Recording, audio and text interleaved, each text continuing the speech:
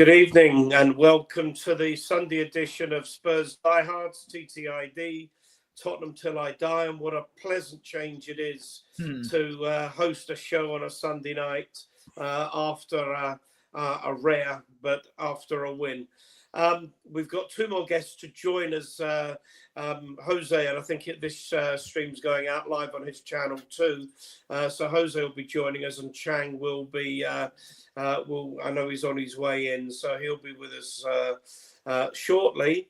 But can I introduce you to the panel? Apart from me, the host, Ian Meth, we have Paul Kramer, Ange Postecoglou's #1 fan, Ange Postecoglou Till I Die. Good evening, Paul. Good evening, Paul. You're not on mute. Hi, how are we doing? Talking. And here's Chang. Good evening. And absolutely on cue. Good evening from Malaysia, my friend Chang. How are you? A very, very good Monday morning, everyone. Mr. Stroker, and of course, Mr. Meth, and everyone else in the chat as well. I apologize for my tardiness this morning. I'm glad that I even managed to get something like 4 hours it's been since the final whistle that was blown earlier this afternoon at the Tottenham Hotspur Stadium. Wow. What can I say? It's great to be back here on Spurs Diehards. I know I haven't been able to connect for almost a month now since the last time I was on. You've always got as many excuses as Postecoglou, Chang.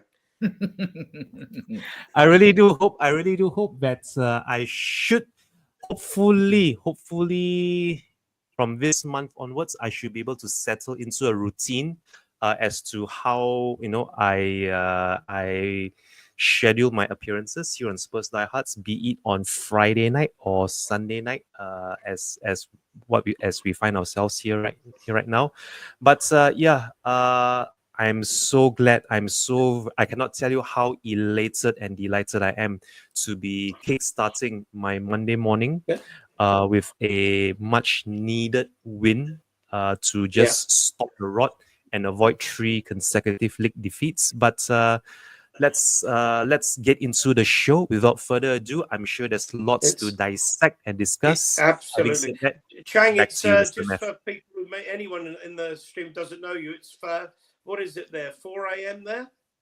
Yes, it's just 5 minutes past 4 a.m. on a Monday morning. It already is the 7th of April, 2025 here in Southeast Asia. Okay. And the weather report. We have to have a weather report. We haven't had a weather. Okay. No, we need a time check as well from Melbourne, but we haven't got that.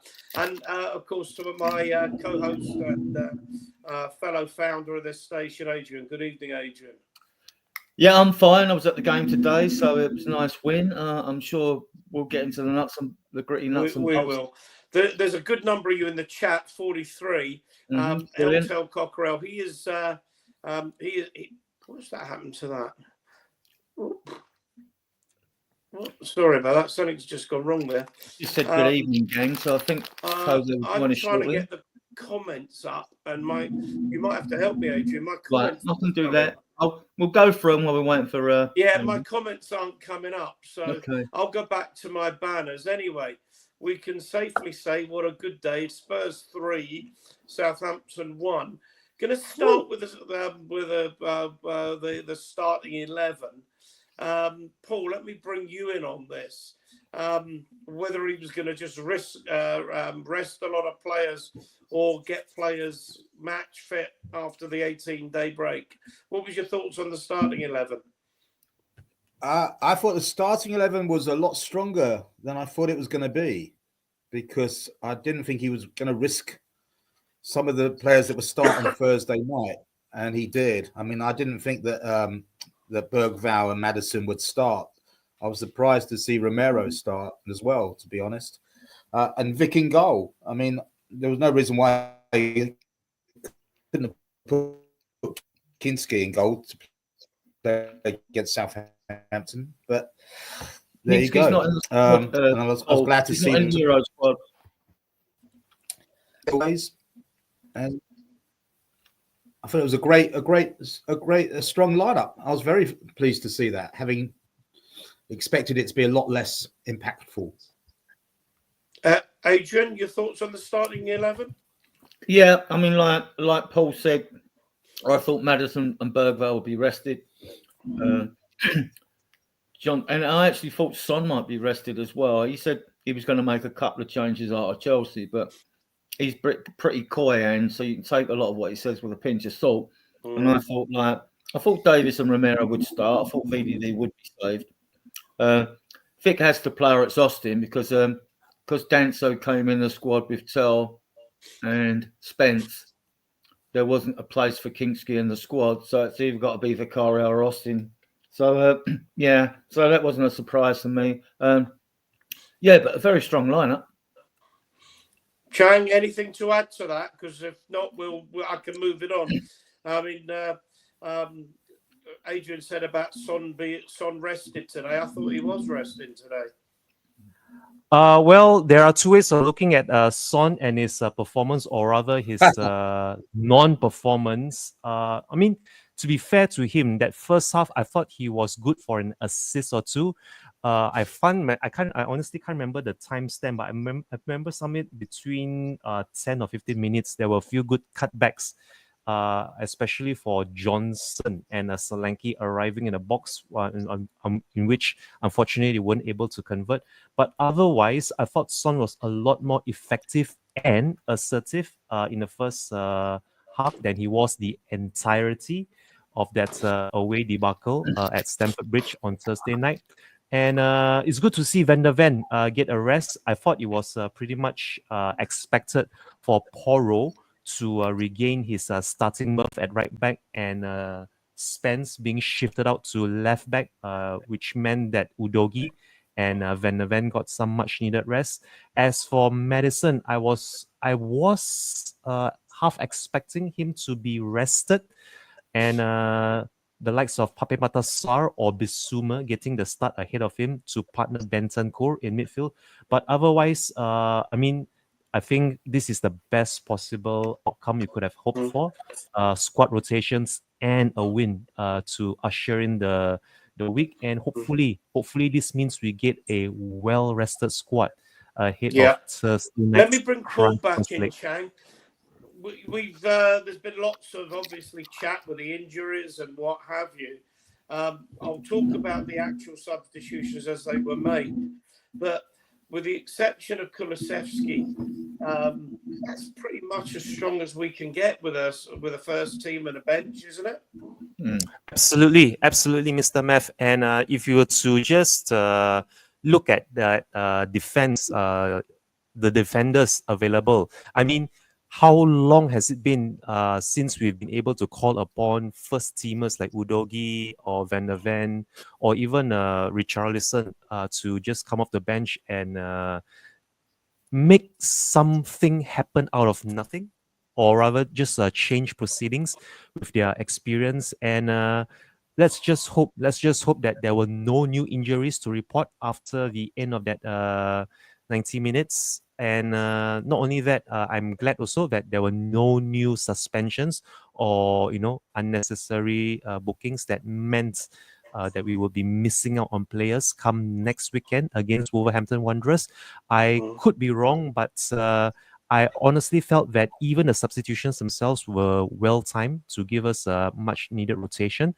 I just hope, I really, really do hope now that with this win, we would then use this momentum to somewhat springboard us into a first leg win over Eintracht Frankfurt, because honestly, we'll come on to that. The question is actually for Paul. Paul, you I can't get a word in edgeways with this guy. Come on. I'll try and control him a bit better. I'll just hit the mute button, Paul, the bench. I mean, this is, you're a. Can you mute him? You're a big Ange man, bigger even than me. He's got with this squad now. He's not got excuses, has he? Paul. No, and he doesn't have excuses. Why should he have excuses moving on from now on in? I mean, We know what's going to happen on Thursday. We're going to win on Thursday, and then we're going to have the Wolves game at the weekend where he would rest just about everyone because the return leg next week is way more important than the Wolves game. Lose a few between now and the end of the season, but the ones that we need to win are the 5 games in Europe. I don't give a toss about the league games now. Let Wolves beat us. If it helps Wolves, great. It means nothing to us. We've got to beat Frankfurt home and away, or home by a good margin and get a good result away. And the same again against Lazio in the semi-final. And then Bilbao or Man United in the final. It's all worked out. I think I used to and I'll listen see to you on some May the cliche 21st. about taking one game at a time. But let's move on to the game, Adrian, because I'm sure everybody will want to discuss Thursday as well. A lovely free-flowing start. Johnson goal, 1-0. Yeah, we started brightly. I thought, hello, we're going to bring our game. We're going to bring our A game. And we did. And we were lively. We were bright. We were pressing, and you could smell a goal coming, couldn't you? You just knew we were going to score. And it came, and it was a lovely goal. It was a lovely finish from a Spence cross. I think, was that the second goal? Sorry. Second goal was Maddison's header. Yeah. From good work by Slanky, actually. Slanky did good work to keep hold of the bomb, give it to Maddison for the second goal. Yeah, it was a Spence cross, wasn't it, for Maddison? I'm not sure who gave it to Spence. Can't remember. But, it can't come right across. And he is a good finisher. I mean, and that was his 15th goal, and his 16th goal was going to come later. I'm sure we'll talk about it later, but it was a nice finish. I mean, the kid can finish. And apart from that, we see him tracking back today. I said, the guy, he's tracking back. He's trying to help out. What's going on? So I think words have been changed. I think Ange just made a little tactical change there with the wingers. Chang, let me bring you in on a question about that. My thoughts about Johnson is he can obviously play, but part of his problem, in my view, seems to be, does he believe he's good enough to play for Tottenham Hotspur? I think the more important question, Mr. Mev, is whether does he have the confidence to actually make that right wing his own. Like, we know he can finish. We've seen that last season, and this season has shown that wasn't a fluke. But more importantly, will he take on his man? Will he float in those crosses a whole lot sooner rather than wait for the last opportunistic moment to actually put in his crosses? It's now, I would say that if he does carry on in this form, that starting berth in right wing is his to lose, rather than letting the manager make up his mind. The same way you could almost say that as long as Solanke is fit, then that starting berth at centre forward is Solanke's to lose. For me, the single biggest worry I've had for Johnson ever since we signed him is his own confidence. He has the ability, he has the talent, he's even shown that in spurts, but how often can he make it stick, or rather how consistent can he be when he does things like this to warrant him a start? I honestly feel that if only someone would just give him that little bit of self-belief that he can take on his man, he can provide the crosses and even finish, whether it's at the far post, near post, even the what do you call this tap in, not well, it wasn't a tap in, it was more of like a subtle sort of finish for the second. I'm sure we'll get into that later, but yeah, for me, Johnson, his confidence, once he can get through this stumbling block, once he can sort of conquer his own demons, for me, I think he has a lot to offer, and I wouldn't be surprised if we haven't even seen the best of him, Mr. Mev. But Paul, has Johnson played himself into definitely starting on Thursday? Yes or no? Paul? He could be lagging. Yeah, I think he's got a lag. Let's move on then, Adrian. Let me bring you in on this. All bar controversy. I'm not worried. Well, 4 minutes 50 seconds to decide it was offside. What do you make of that? Yeah, I mean, we were talking about I was talking to Brad and Martin at the ground before the game, and like, I was in agreement with Brad, actually, even with the Chelsea game. If you got to wait that long to disallow that Chelsea goal against us, just give the goal and give the other goal as well, because you went back and looked at the free kick, you know, although the player leant into Sarr for that one. And this one again, I mean, like, you celebrate a goal instantly. If it's an offside, I mean, I know the automated going to be brought in for the last 6 games or something. You can correct me in the chat channel if I'm wrong. I can't wait. I don't trust the officials. I don't trust them being completely unbiased at all. And so I'd rather have it automated and then just it's given, whether you disagree or not. I mean, like, you know, the officials that are on the pitch, the linesman and the referee, they're virtually being made redundant. I mean, this is ridiculous. It's not football. It's not the spirit of football. Give the goal. If it's against us, if that goal was against obvious. us. Yeah, clear and obvious. Exactly, Paul. I mean, clear and obvious that goal does not against mean us, I'd still say just give it. That's not. Give the goal. It's not clear and obvious. Yeah, go on, Paul. You carry on. Yeah. Well, let me just come in the game before, because you guys were at games. A friend of mine, Steve from Spain, is in the chat. He's a Sheffield United supporter. The first time I seem to remember this was probably when Sheffield United were in the Premier League the first time before the time before.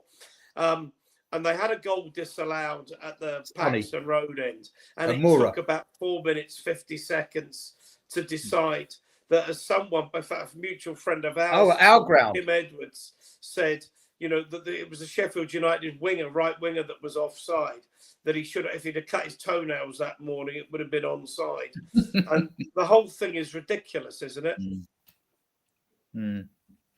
Totally. VAR is the biggest scourge on football, and it's just killing the game. It's going to cause players injuries when they have to stand around for 5 minutes and wait for a decision being made by men who have no idea about football, but know everything about fractions and lines. And it's just pathetic. And it's just madness. The whole thing is madness. Chang, I said to my partner when they were doing this and getting increasingly irritated, this is a professional game being ruined by amateurs. What would you say to that?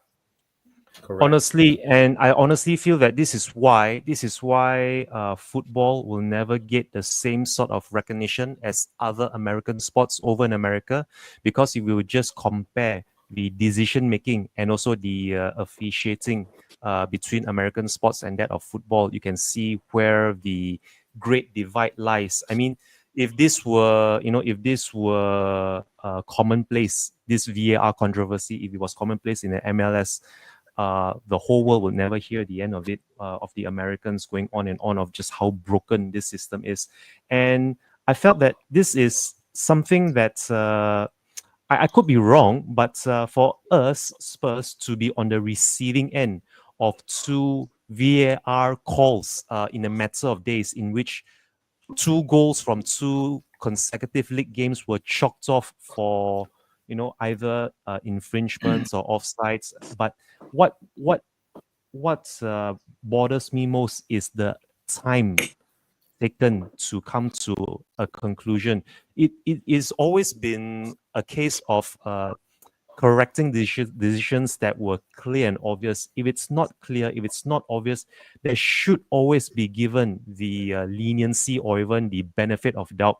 Here, I don't see it at all. And unless something changes, I can only see this prolonging, and the semi-automated VAR calls can't come sooner. I'm just curious. I just am beating myself up, asking myself, why hasn't it been introduced earlier on? Adrian, there's something wrong with my hand button. Was offside. Hey, it's working. Hi, Steve. There you go. VAR seems to be a solution to a problem that's actually made the problem worse. My problem is, my issue with it is now is that I think that I said it at the time, actually, it's the toothpaste that's out of the tube and it ain't going back in. So we have to make it work. Can I go back through? Yeah, you want to do the chat because we got 91 watching, viewing us. Yeah, Adrian, can you have a go with it? Because I'll do the chat then. Yeah, we'll start from the beginning. We'll go for the chat. Yeah, and guys, you're viewing us. I mean, you got your viewers on the XCOM. There's about 30 on there. The rest of you are watching in here. If you like the content, please subscribe to the channel, give a thumbs up, and spread the word, guys. You know, we're 9 months old. We're growing gradually, which is good, but you know, we need all the help we can get, and to get us, you know, to get us growing further. So we appreciate you if you can spread the word as well as subscribe and give the channel a thumbs up. Right, okay, we'll go through the chat and welcome some people. Graham, welcome, Graham. Oh, there you go. Well done. Not in the channel. Yeah, big up, Graham. Daniel 90, he's coming on my show Tuesday. Big up, Daniel. Graham saying hello to Dan. Dan saying hello to Graham. Lee Wizkid, he's a Liverpool fan. He goes in Jose's channel on the Predictions League. Welcome, Lee. You're all welcome here. We're a very mature and sensible group, Spurs Diehards, and we're pretty chill most of the time. David Shear, good to see you, David. He's in Australia. Big up, David. David Clark, regular friend of the show here from Leicester. He's surrounded by Leicester supporters, his family, but he's a Spurs fan. So, you know. Then we have Jose. Jose is a very big friend of our show here, and we are his. We sort of support each other. So get over there and subscribe to his channel, guys. He does a lot of hard work, and he deserves a lot more subscribers than he's actually got. Lee saying hello to David Shear. David Ed saying hello back. Lee saying hello. So lots of people is saying hello to each other. Yeah. David again. Good night, Adrian. Ian Chang, your guest. Sorry, I don't know your name. My prediction was 3-1. That would do 14th instead of 16th until I die. Yeah. Can I mention the demonstration? Of course. Come on to it, Paul. I will come on to it. We got Graham saying hello, Lee again. I'll move down to anyone who's different. Unless they're making a comment. Otherwise, we'll be here too long. Like Daniel Knight. Oh, Steve. Hi, Steve Robinson. I don't think I've seen you before, but welcome, mate. Joe Blogs, I've seen you in other channels and all that. Welcome, mate. Hi, Lookman. How you doing? You should be on shows with Chang here. And we got the last guy. Yeah, Dr. Jumbotron, PhD. First time watcher Ian in the US. Yeah, welcome, mate. Welcome. We have got an American following. That's what we do, a show Fridays at 10 o'clock UK time. Push the hour just for Americans, Canadians, and all those below the southern hemisphere, in the southern hemisphere. So, yeah, that's it, Ian. Back to you. Yeah, no, thanks. And Dr. Jumbotron, PhD, if you are a first timer, we have viewers from all over the world. It won't be long before the Australians are up, and we've already got our Malaysian guest here. Eugene came on as well. So yeah, I'm just not getting. I'm hitting it. It's not. There we go. That's come up. Eugene as well from Malaysia. Good evening, my good friend Eugene. You really must get you on this show one morning for you, my friend. That would be really good. Anyway, we've dealt with VAR. No one likes it, but it's not going away, unfortunately. No. But Johnson again, 42 minutes, 2-0, and everything in our gardens rosy, Paul. Is he lagging again? Adrian, everything in our gardens rosy again. Yeah, I mean, and we should have been set up before this because it's 42 minutes, you know. I mean, yeah, it was good work by Solanke, actually. He was there trying to hustle and control the ball, right, with players on him, and he gets it through to Maddison, who then puts it through to Johnson. And it was a lovely finish because you can tell good strikers, they don't want to blast the net all the time, you know, just glided it into the goal mouth, basically. I mean, like, it was a lovely finish. I mean, I've bing impressed with Johnson's finishing. I didn't even want him at the club when I looked at videos of him before we bought him, but I have warmed to him. In like 16 goals now and 3 assists. You can't knock that. You know, there's no competitions, but you can't knock that. So yeah, I mean, I think he's earned a place. I think he's earned a place Thursday, but we'll see. Paul, can you hear me? Chat, but you might need to log out and log in again, Paul. I don't know. Chang, I mean, one of the things about Johnson is he plays basically outside right, but a lot of people think his position would be he's much better through the middle as a second striker in a 4-2-3 or a 4-3-2 or 4-3-1-2 or something like that, rather than as in a 4-3-3. You have any view on that? Well, I think it honestly depends on the players that he has alongside him, or rather the players that are on the pitch with him.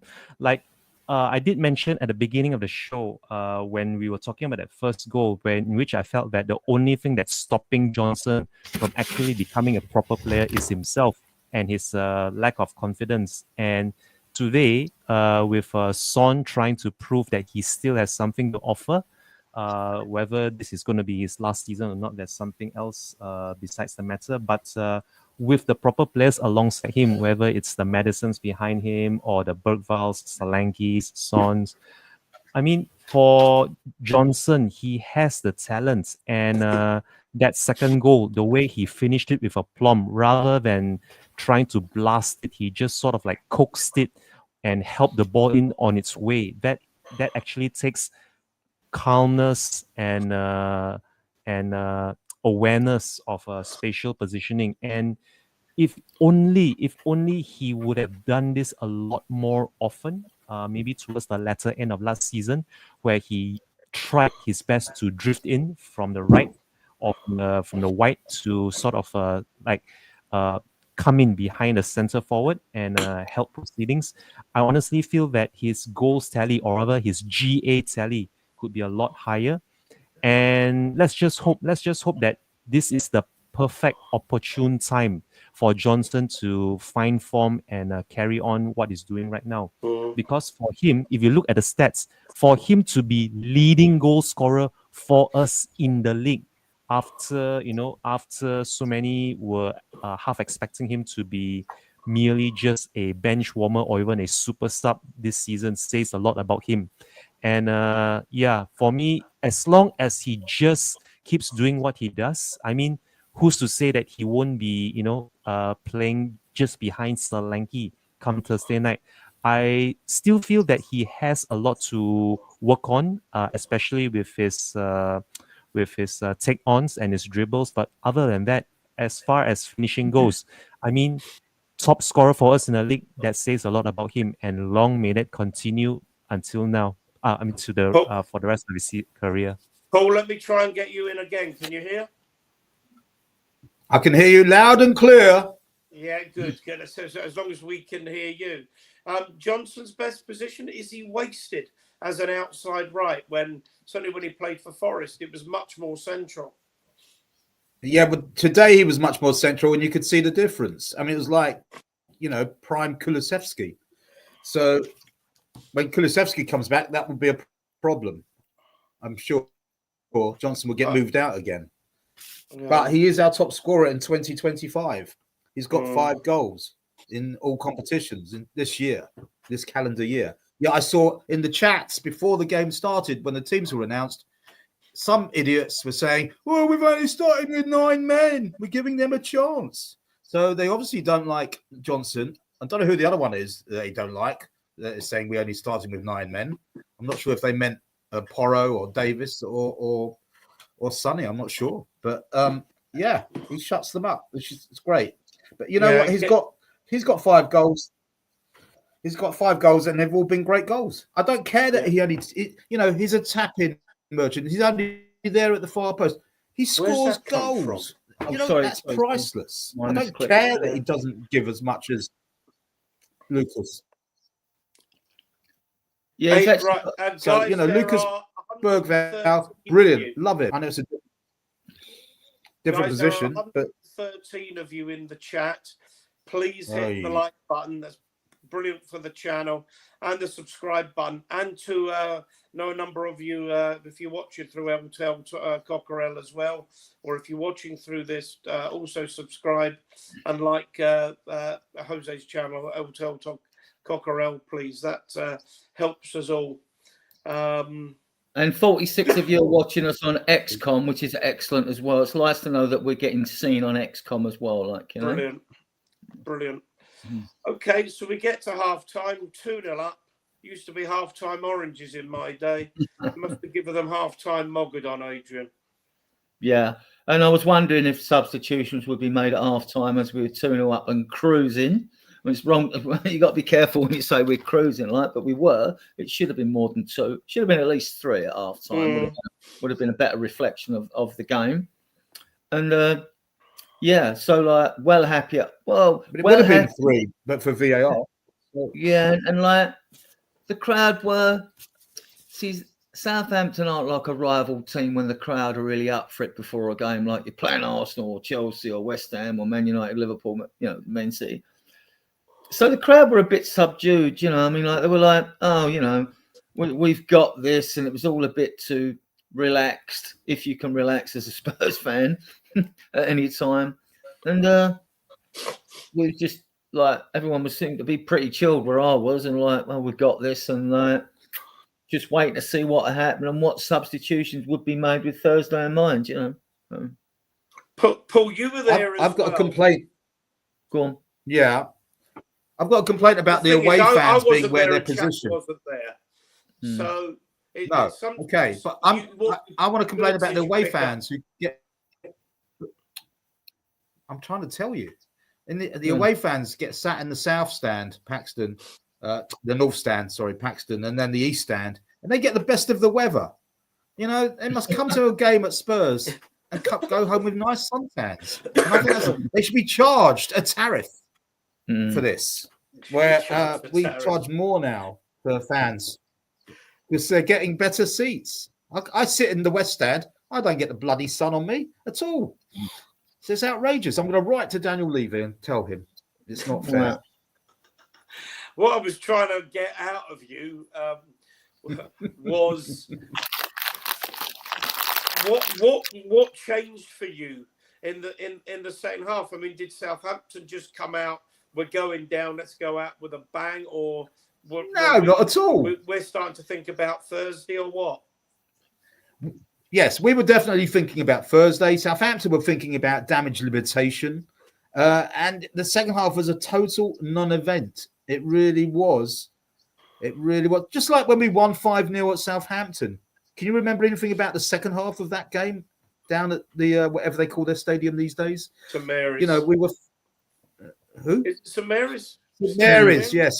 Yeah. St Mary's. 5-0 at half time, second half 0-0. Today it was shaping up to be the same way.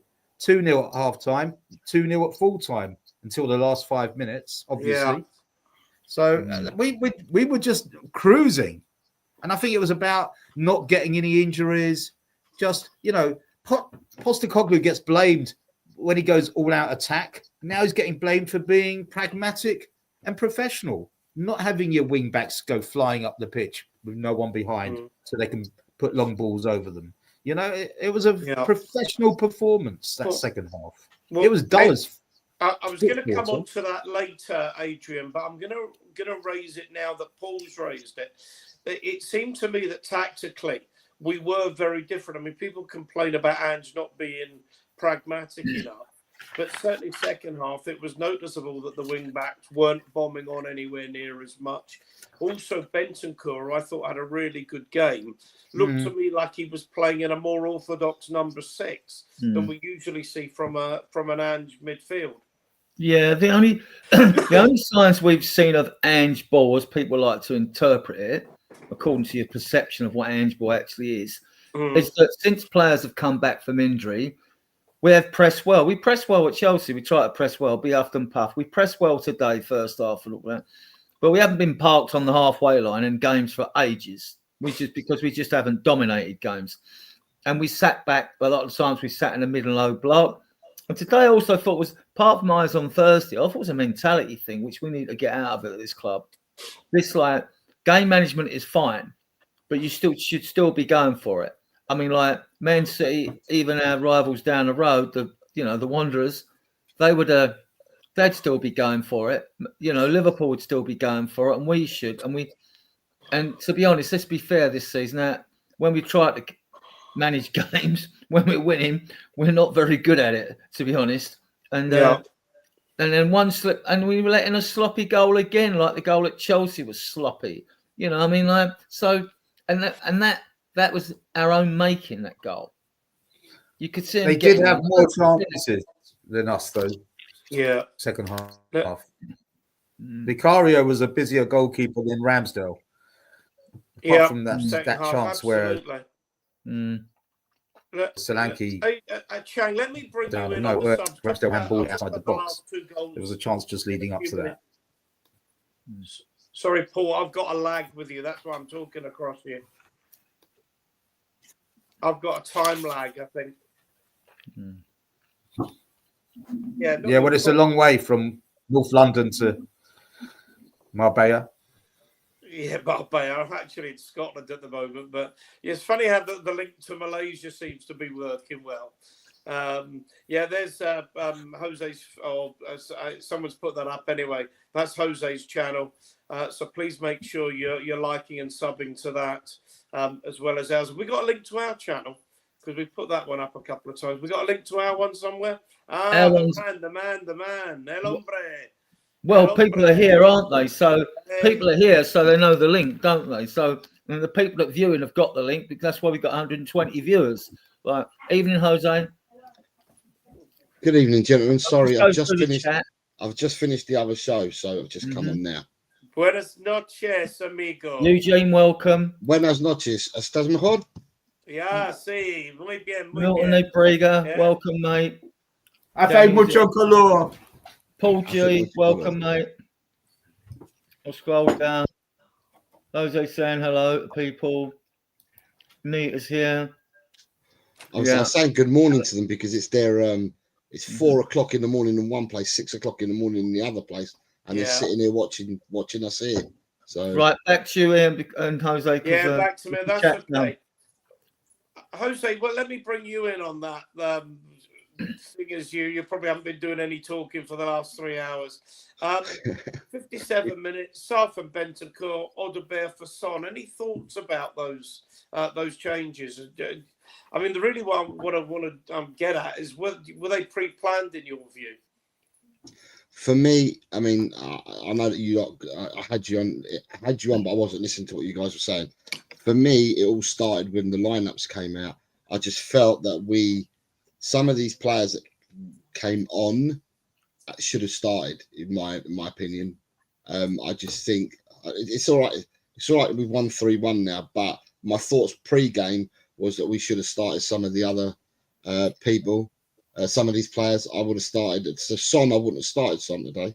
He's one of them. I probably wouldn't have started Solanke today either. I wouldn't have started Bentancur today. There's a lot of players I just want to start. I would have started with a totally different team. And then if you need to, we were playing against the worst team in the league. And then if you need to, we could then empty the bench out if you want to give people some minutes.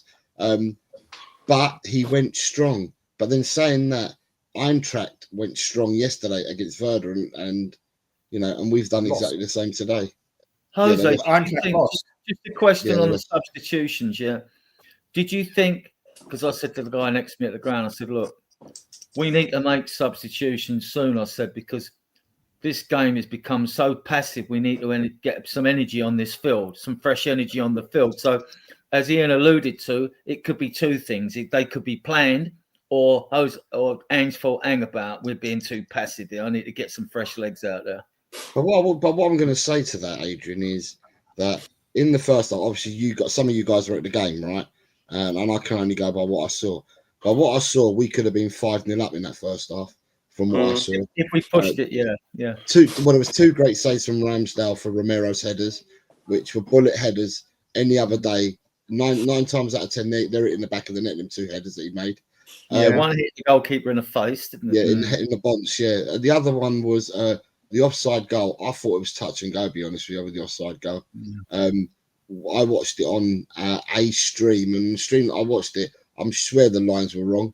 Honestly, I swear the lines were wrong. But you know, the second half though, they come out, and I don't know what happened in the second half. Yeah, we were really passive. We were ultra passive in the second half. I don't know what happened. I don't know whether these people all drank herbal tea at half time. But when they came out in the second half, they just didn't. It's as if they didn't want to know. So changes needed to be made. And what you'd expect from your changes, in my eye, if things aren't going well, the changes that you then make, you expect them to come in and want to shine because they want a starting berth for Thursday. And I feel that the players that came on, I didn't think that they shone. I didn't think they'd done anything in particular to say, right, I warrant a starting place on Thursday. So, don't know whether that helps you out in an answer, but that's where I am with my answer. Adrian, your own thoughts about, because we can talk about this as well, because we make all these changes and then we concede. But, you know, you've got 4 changes there. And that's why I wondered, I got the impression these changes were very much pre-planned with Thursday in mind. Yeah, that could be the case. And then you've got to look at someone who's not been getting game time like Biss. This is your opportunity to come on and try and do something. Now, He did okay. Yeah, but, you know, to sort of stand out a bit. I mean, everything with Biss is all too easy. You know, it's not like them first 10 games last season. I mean, I think he knows he's got no future at this football club. He's going to be the first one out the door, isn't he? You know, if not with Richie. No, he's not. All right, fair enough, Paul. Werner would be the first one out the door. Well, we know Werner was going anyway. He's not being signed, but I mean, like, he's going to be the first one sold. I reckon Fraser Forster would be first out the door. Well, see. Now Let's do a competition. Who's going to be first out the door? Now, Well, now they'll be going on a free. They won't be playing anymore, so they'll be leaving, won't they? So they'll just go. Yeah, so, no, I mean, like, okay. the subs were okay. I mean, I didn't think Maddison would start the game, so, like, or Bergvall, so get them off. You know, Bergvall showed how tenacious he could be. He's also got good instinct to know when to go and run and intercept balls as well as that. Apart from being, I mean, you know, he's not faultless, but he's going to develop into one hell of a player. You know. Yeah, so the subs, yeah. Especially at 80 minutes. We knew there'd be about 15 minutes to go. So, yeah. They also made 5 substitutions. So, you know, they had fresh legs too. Yeah. And then finally, on 87 minutes, Tell comes on for Solanke. And I wanted to discuss Solanke. I'm a big fan, but I felt, Chang, you maybe give me a view. I felt he's being increasingly ineffective over the last few weeks, but that just might be my perception. So before I tell you a bit of what I know or what I saw when Tell came on for Solanke, I have to disclaimer this by stating that I unfortunately didn't see the entirety of that second half, because I had to go straight to bed at 10 p.m. Just as the second half was commencing, in order for me to be up and about this morning at 4 a.m. for this show. But from what I saw, what little I saw an hour ago at 3:30 a.m., I thought that this substitution was one more of a requirement rather than rotation. And I thought that, I could be wrong, but Tell then, this was before they scored their consolation goal. Tell offered a different sort of outlet compared to maybe, say, Solanke. And I thought that this should have come on. He should have come on a whole lot sooner to sort of ease the pressure and give us a different sort of outlet to play out from the back. And I am glad that he did convert his penalty, which I'm sure we'll go into that a lot later. But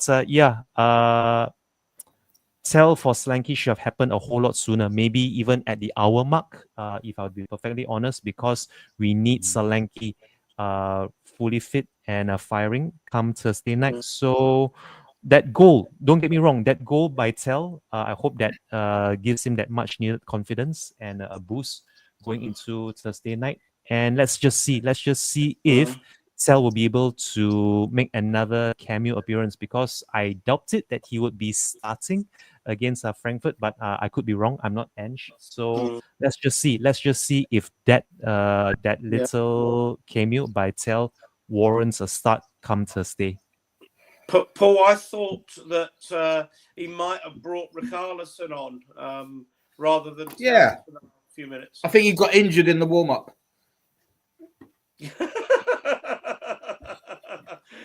Yeah, He was running up and down. Tying his boots up. He's got a big cheer. I think he was laying an Easter egg. Maybe that's what it was. But yeah. Guys. Your thoughts? I thought he might. Oh, I mean, two things. One, I thought he might have brought Rishi on to get a few minutes of game time. But Chang says he thinks Tell will start on Thursday No, he night. won't. I just don't see that as realistic. I mean, no chance. The only debate amongst the crowd was why wasn't Johnson given the chance to get his hat trick, but he didn't make too much fuss about it in his short interview, which I posted everywhere.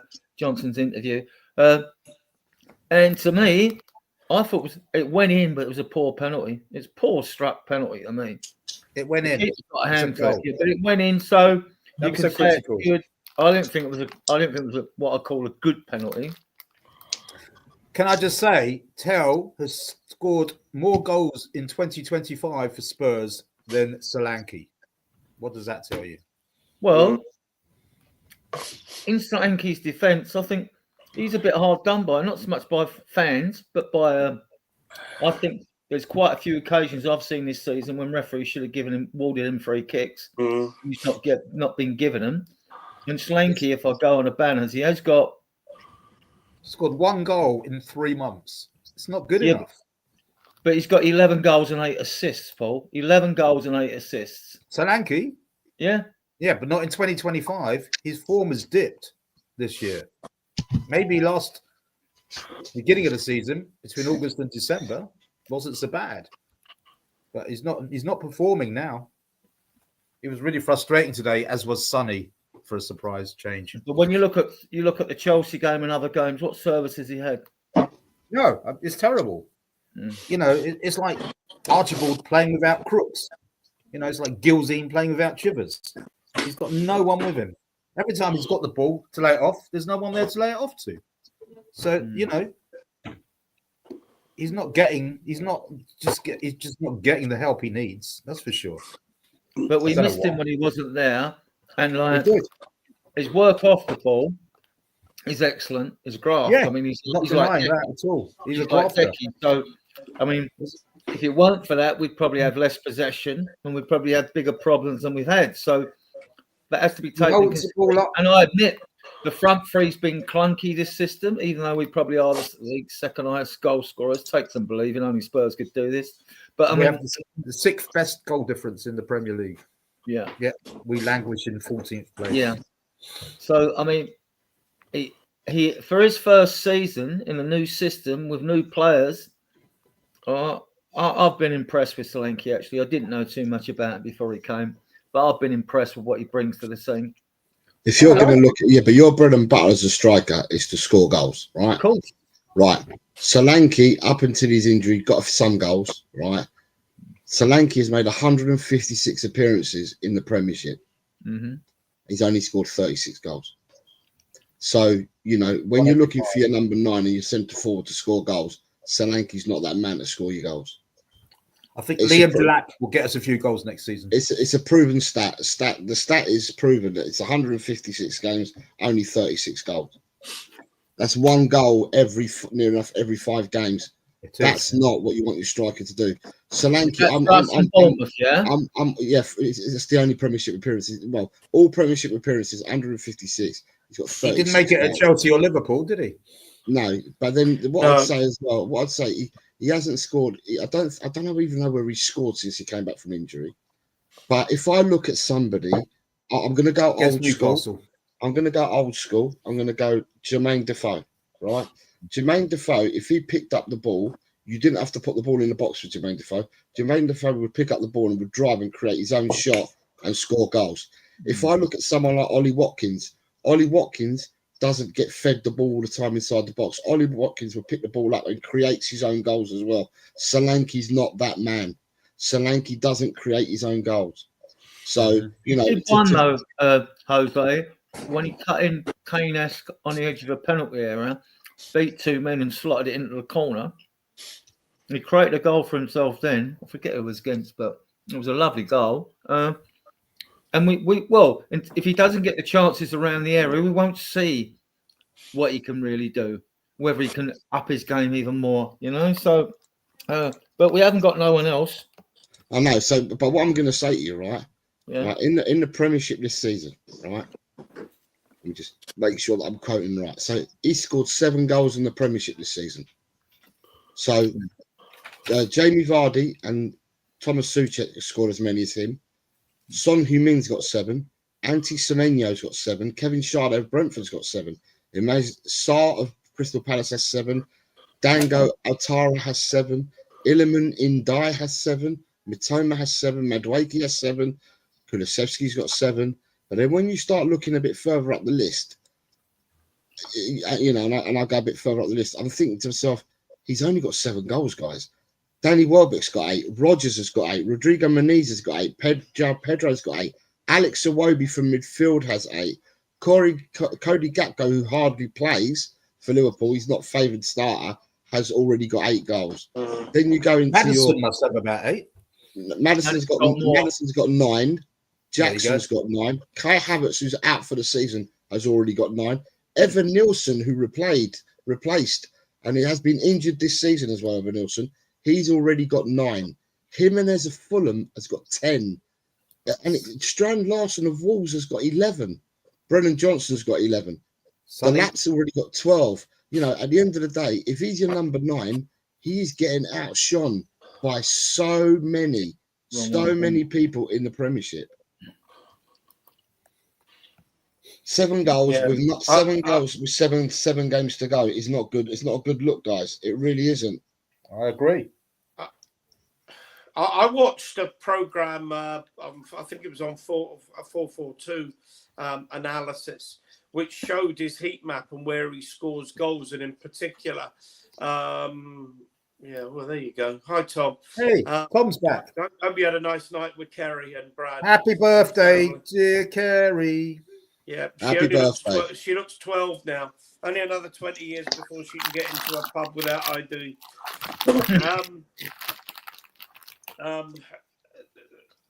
Solanke seemed to thrive on the kind of crosses that Johnson thrives on, the ball coming into the box. He's not a prolific header of the ball, Solanke, contrary to people's view. It's scoring goals in and around, getting supplies in and around the penalty area, the penalty spot, 10 yards out, 12 yards out for one touch. And he doesn't seem to get those chances at Tottenham.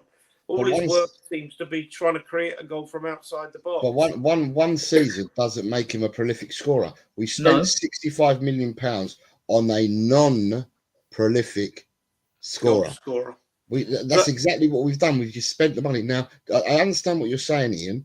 Yeah. But, I mean, I was on another show just now, and I question what is tangible, because everything you watch on training videos is robotic, people getting down the flanks, putting the ball in the box. Well, we don't even do that majority of the times. Today, though, however, I don't know who set up Johnson's first goal, but most of our players, when they get the ball down wide, they play the ball in blindly, so it doesn't get to Solanke, because they don't know where Solanke is in the box, because they're playing it without looking up. You know, at the end of the day, we've got major problems. Even though we won today, we've got major problems. We really have. Well, rebuilding. Going to talk about us going forward, but I mean, this goes back because there was a demo. So let's talk about the demonstration. You know, once again, you know, the profit before glory, what have you. But let me play devil's advocate for a minute and say, you complain about Levy, he doesn't spend the money, but then he goes and spends 65 million quid on Solanke. He spends 45 million pound on Johnson, who's a little bit Marmite. He spends 60 million or thereabouts on Richarlison, who spends more time, on his back in the treatment room. So, I mean, if I'm Daniel Levy now, I'm saying, what the F do you want me to do? You asked me for 60 million pound for players. I'll give you 60 million pound for players. They're either on the treatment table or they can't score a goal for toffee. The shame for me is on who Levy hires. Levy hires these people that are meant to be so-called experts, or you'd like to think they're so-called experts, who absolutely go out and their talent ID is absolutely zero. We might as well have like 15 Stevie Wonders working for us because they can't fucking see fuck all. To be honest with you, I don't know what ID they're looking at because we don't seem to be in the right place. I'll even say for Ange now, right? And Ange is going to get absolutely hammered by. He's being hammered by everyone at the moment, Ange. But my belief is that Ange. I mean, you've watched a lot more of him at Celtic, Ian, right? Would you turn around and say to me, right, from what you know, and you probably know more than me, would you say that the players that we've got at Tottenham suit the style that Ange wants to play? Because I beg to differ. I think our team is not made up of near enough any players that play the system that Ange wants. No, I couldn't agree with you more. But when you look, all right, he inherited Son, and I think Son politically is an important player.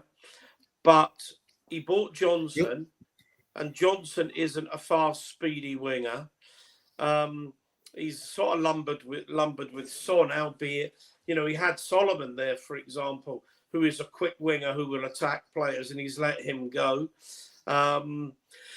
Excuse me. Solanke, given the service, I think he could be more prolific, and he was prolific for Bournemouth, but he's one prolific season. So I think if you were playing devil's advocate, you'd say let Ange have the players that he needs to succeed playing the kind of football that he plays. But he's had 2 seasons and we're going nowhere. 2 seasons of Langer, who can't see. Again? 2 seasons of Langer, who can't see toffee. Should get Bernard Langer. Yeah. He hasn't got no connections, and that all he ever does is he looks at a sheet of paper that's got a load of numbers on it. He's a bit like one on the board, isn't he? He looks at a sheet of paper with numbers on it and says that's the right profile. Don't go and watch the player. Just says that because of the numbers, and they set the numbers say so, then that player would be good for us. So yeah, I mean, I reckon that Brighton do actually go and watch as well, unlike Langer, who doesn't go and watch no one. That's why everyone says he's a ghost. No one gets to see him. He's never seen anywhere. I met him at the Hands Forum. Did you?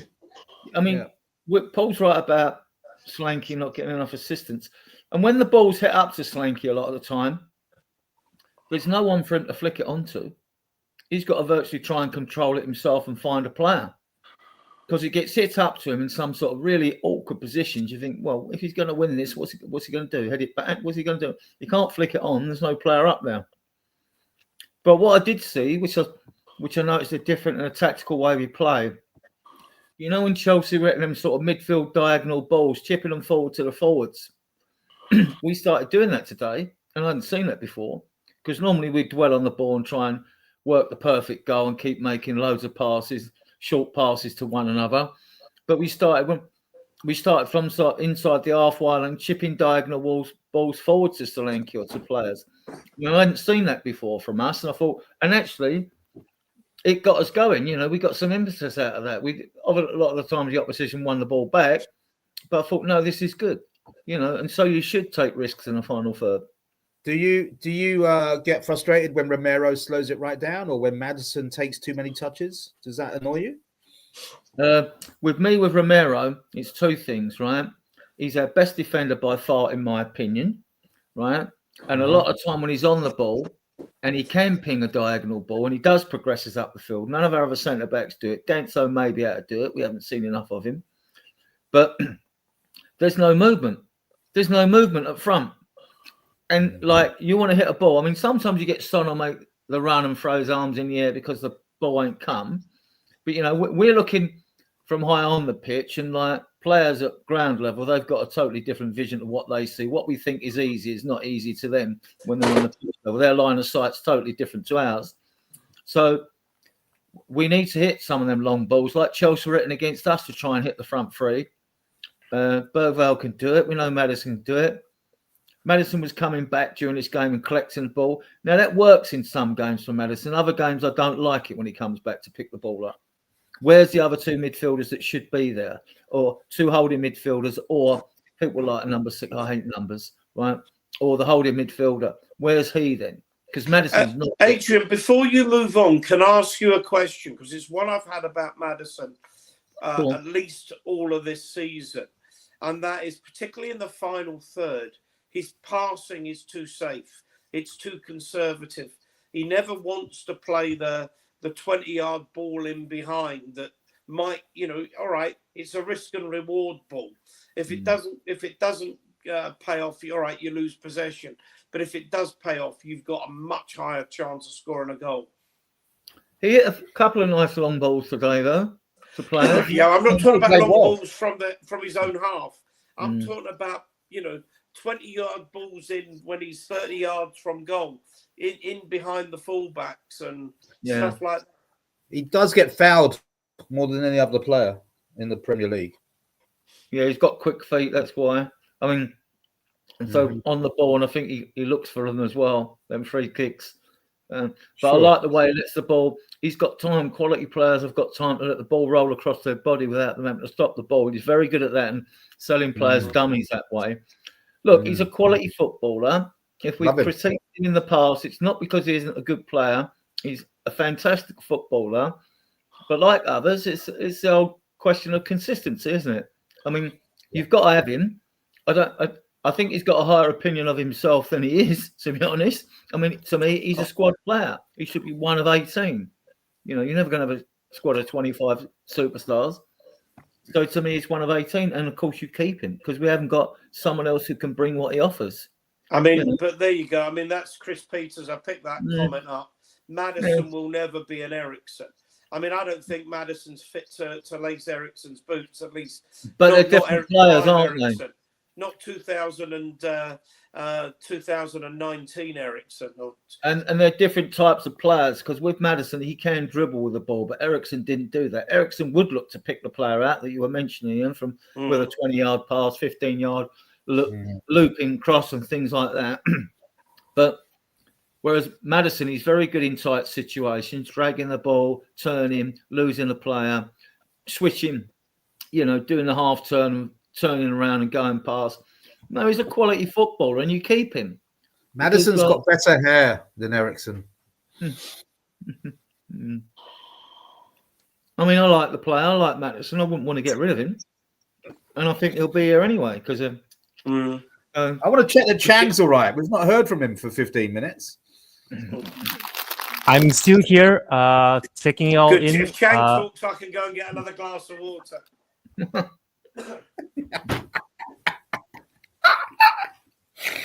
Carry on talking, Chang. Chang, what's your take on Maddison? Give us your take on Maddison, Chang. For me, Maddison, I think for him to even try to sort of force his way back into England reckoning under Thomas Tuchel, he has to offer a lot more, and not just offer a lot more, he has to do it on a more consistent basis. I mean, how often have we said this about Maddison this season alone, in which, yes, he could come up with the spectacular free kick or even create an assist or two, maybe even tuck in a goal or two when it fancies him. But when it really matters, when we come up against opposition in which we really need that all-important playmakers' ability to unlock defenses, that is where I felt Maddison has been rather inconsistent. We have seen that in him, or rather, that he has that in him. Hang on. Oh, sorry about that. That was my alarm going. That was my usual alarm to wake up at 5 in the morning. So yeah, as I was saying that about Maddison, yeah, he really needs to put in a more consistent performance, if that makes any sense. I know that this might be a bit harsh on him, given how patchy the entire team has been this season. But there is a reason. I mean, people, or rather pundits like Roy Keane, they wouldn't be saying things that they have been saying about Madison for no good reason, simply just to pick on him, or if they feel that he's an easy target. I myself personally believe that if only Madison were to say put in more of an effort, which I know he can and he should be doing, not just for us but even for England, for that matter, then I would say that even his England berth is his to lose, because he isn't young and he has played at the top level. He's even won trophies with Leicester. So what's to say? What's to stop Madison from becoming a world beater? And I don't know if it's something to do with maybe his family or his background, or even his own footballing ideology. But for me, players like him, now that he's pretty much at the peak of his career, if he has already reached it, then nothing should be stopping him, or nothing should phase him when it comes to trying to really dictate play and be winning this play of the match awards comfortably week in, week out. Again, much like what I said about Johnson with Jose 12 hours earlier at 9:30. For me, Madison, his single biggest opposition, or his single greatest enemy, is himself. If only he can just get past this stumbling block of putting in a full 90 minutes and not just one half, then I think we will see a different Madison. And whether he does fulfill his promise under Big Ange or not remains to be seen. But yeah, for me, I think Madison has still a lot more to prove, and it wouldn't surprise me one bit if the next manager that takes over would try to improve him more than anyone else. Because if he can play to his potential, and I know he will, given the right sort of motivation, then we have our Ericsson, or we have our Modric in Madison. Thank you. Yeah, we got. I was interesting. Yeah, evening, Ryan. How did Wolves get on? Did they win yesterday? Did Wolves win yesterday? Yeah. Well done, Ryan. That's probably one of the ones that put Southampton down. I mean, David Clark, someone's put that up. Yeah, I know you, being a Leicester boy, you're a big fan of Madison's. Yeah, I don't know. If I were picking between Madison and Kulusevski, it would be Kulusevski every time. Jose, what about you? Yeah, it's subjective with players, though, isn't it? I mean, you take your pick. I mean, they're both good players. I mean, you keep them both. I mean, let's be fair. We're not looking at getting rid of any of those. I don't care any rumours out there with Kula and all. That's not happening. We know the players that are going to be Basuma, Richarlison, possibly Romero if you don't sign a contract in the summer. Then you got Gill and Højbjerg to be paid for, and we'd raise about 120 million for those. I mean, and that's to add to the transfer fund. So even with what Levy was saying in the last report, we're still going to have plenty of money to make deals. Yeah. So it's not a worry for me. It might be for other fans, but it's not for me. Okay. Tom, if you're still in the chat, will you let me know? I know that Paul and Chang have to leave fairly soon. Not together. Well, no. Yeah, not in the biblical sense. Tom, Evening, Spud, another good friend of the channel. I'll send you a link, and I can bring you on as a substitute. Big up Kiwi Spurs. Thanks for joining us. Yeah. Tom's as good as two, man. I'll have Tom on instead of excuse me, Tom instead of Chang and Paul, who I know for different reasons need to go. Chang needs to go to work. It's the rest of us going to bed. I'm under a curfew, so fair. I have to be back. Give my love to Naomi. Seriously, Sure. let's talk about. I've sent you the link, Tom. If you're listening, I've sent you the link. Yeah. if he's there. Can I just mention Frankfurt? It's away form. They've lost their last 3 away league games. I am not in any way worried about Frankfurt on Thursday. No, I'm not either. I've sold Mamouche as well to Man City. Yeah, so they've got rid of their best player. They've lost heavily to Bayern Munich. They've lost heavily to Bayer Leverkusen. They're not that great.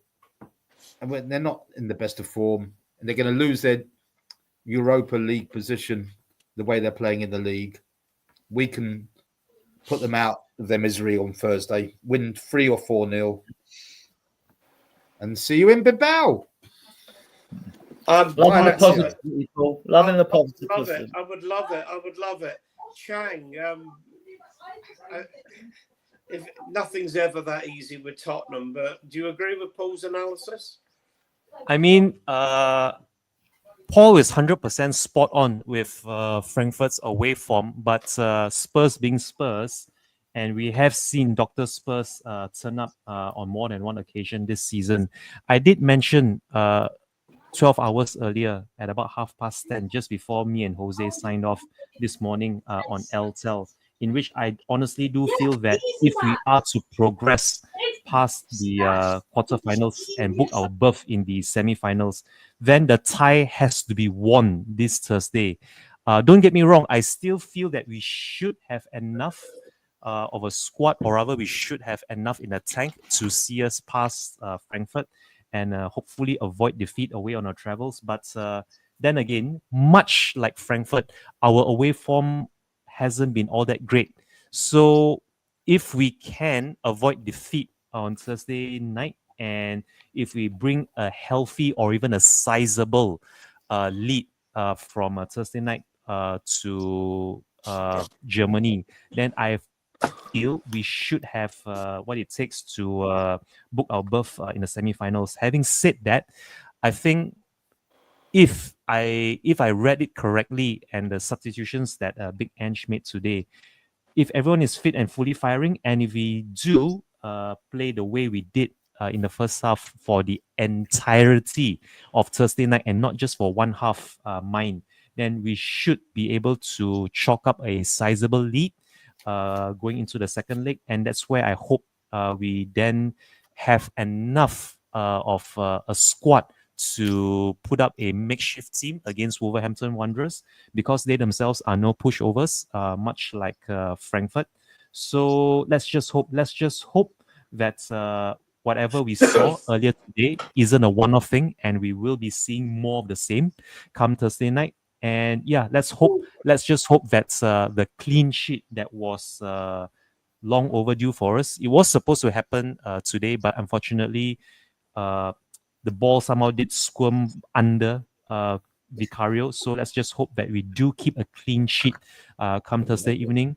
And yeah, just exactly what Mr. Paul said earlier. See you all in Bilbao. Oh, okay. There you go. And, I think the starting team on Thursday will be the same as today's lineup, but with 2 changes. Spence will come in for Porro, and Udogie will come in for Davis. Oh, and Van der Ven will come in. There'll be 3 changes. No. Van der Ven will come in. Van der Ven will come in, surely. Yeah, Van der Ven will come in for Davis. And then, who was at left back today? I can't remember. Spence.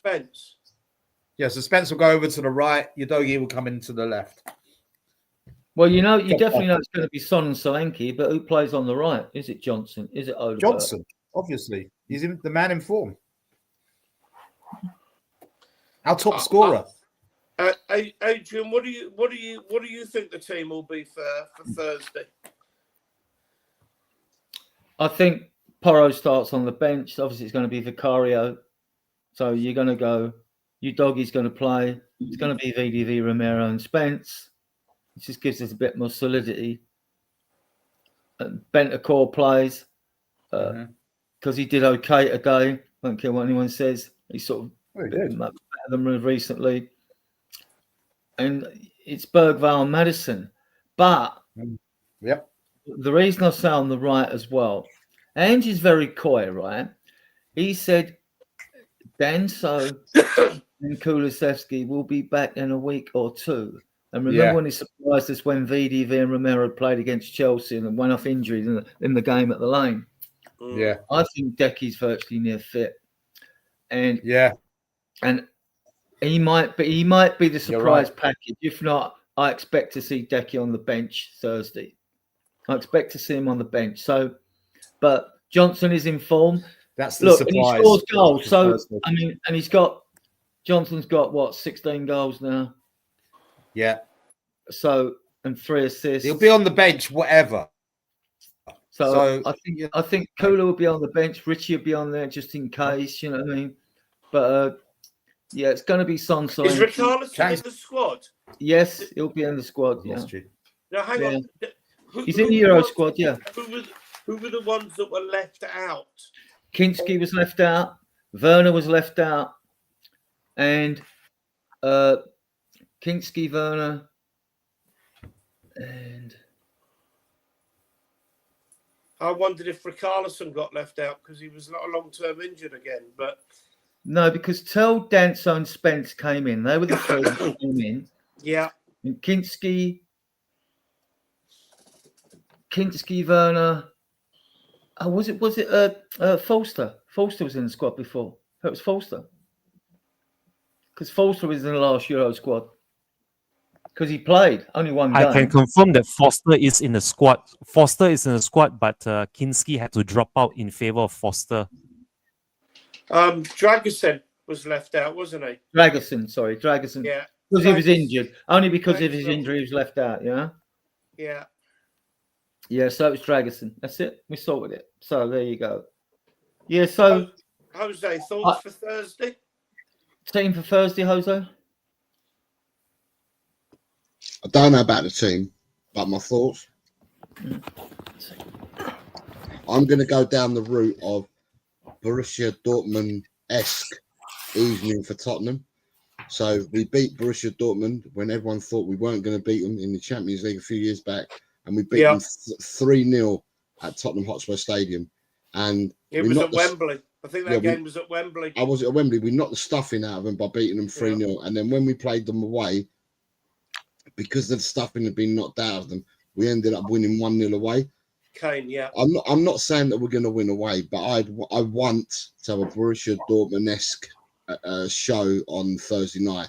I'd love to win 3-0 and then go over there and play out a draw. That's what I'd love to do. I again watched. There's no point in me watching them all season, right? Because it's not about what we were doing at the start of the season. It's not what Eintracht Frankfurt were doing at the start of the season. It's about the here and now. So I watched their game against Werder Bremen yesterday. They came out with a full team yesterday. The best team that they could put out on the pitch, they put out yesterday. They have got some injuries, but they put out their best team yesterday. And they were not a match for Werder Bremen. And Werder Bremen are middle of the table in Germany. And they were beaten 2-0 by them. Today, first half, Tottenham played really, really well. Second half, we were absolutely abysmal. And so you can only go by the way that we're playing at the moment. And the way that we're playing at the moment, I prefer a Tottenham victory over Eintracht Frankfurt on Thursday, the way that we're playing at the moment. But how many do you think? I mean, what do we need to beat them by? We know 3-0. Form is poor. Do we I'm need going to 3. two goals? I'm going 3-0. 3-0. Yeah. Chang going 3-0. 3-1. 3-1, Paul. Yeah, 3-1. 2-2. My daughter gets married on Thursday, so I will not see the game. So I'll be watching the text. Well, and you got a phone. Say that again? And you got a phone? Yeah, I've got a phone, but you know, she's the father of the girl as well, and her husband to be is a Rangers supporter. And yeah, then, are you the father of the bride? Bow on Thursday, so you're the father of the bride, aren't you? Might find the wedding reception sort of delayed for 2 hours. Well, you're the father of the bride. You're allowed to do what you want, son. Yeah, I know. Tell me about it. Yeah, I'll be doing. They'll all be chanting Ian. They'll all be chanting for Ian. Ian does what he wants. Ian does what he wants. Yeah, Meth. He does what he wants. Yeah. If I go in and tell Mandy I score when I want, she'll probably smack me. So you know. 160 of you in the chat. 164. This show is being dual streamed. Support Jose by Jose. Yeah, subscribe to. Please like. And Please, 57 please in like. XCOM or X-Twitter. 57 of those are watching us in Twitter. So thank you very much for that. Brilliant. And can we have a link for our channel as well? Adrian, you've got that handy? I haven't got it handy. I'll put it up. I'll put it up. Don't Jose as well. So yeah. please like and subscribe our channel. I know you're over 1,000, aren't you, Jose? No, not even 900 yet. We need to get Jose to over 1,000, guys. So please subscribe to his channel here. Yeah. Let's get him up. He more than deserves it for all the hard work he puts in doing the prediction league. I mean, Jose's prediction competition. I must have scored big this week, did I, Jose? I'll tell you what, Adrian's got your number this week so far. He's got more than me, has he? Yeah. Ooh. You did well last week against me, though. You scored 20-odd points. I was going to get forensics on that one and VAR. That'd have took 10 points off you. Oh, well, this stream is now coming to an abrupt end. I'd like to thank all of you for being here. I'm going. Have the buttons. I could kick Adrian off, but no, that. Guys, I've got a question for you. With as Paul says, we're going to win the Europa League, and Chang's and I'm the same because I had a bet only a tenner at 9 to 2. So, just a hypothetical for you. Ange wins the Europa League. All right, I know he's got 2 years left on his contract, which is 10 mil. He's obviously not skint. He's earned millions from his 26 years in football. So, if you're Ange, do you just say, fuck Levy, I'm gone. I've won the trophy. I'm gone. I'm out of here. Or do you stay because you think you might get another year, or you go because you think, well, they might get rid of me anyway? Jose? Do you know what? This is a curious one for me, right? And I'm going to ask you guys on the panel.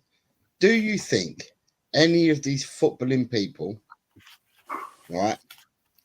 Do you think any of them go on social media and watch YouTube channels and watch what's being said about them on XCOM and stuff like that? Do you think that they do? No. No? I think they do. I think Ange is very, very conscious of what's being said. From his public persona, from his demeanour, from his comments at press conferences, I think he knows exactly what's being said. I'm not saying he's one of the 161 that's currently watching, but if you are, good evening, Cobber, or good evening, mate. He gets it from the away fans. He knows where he stands with them.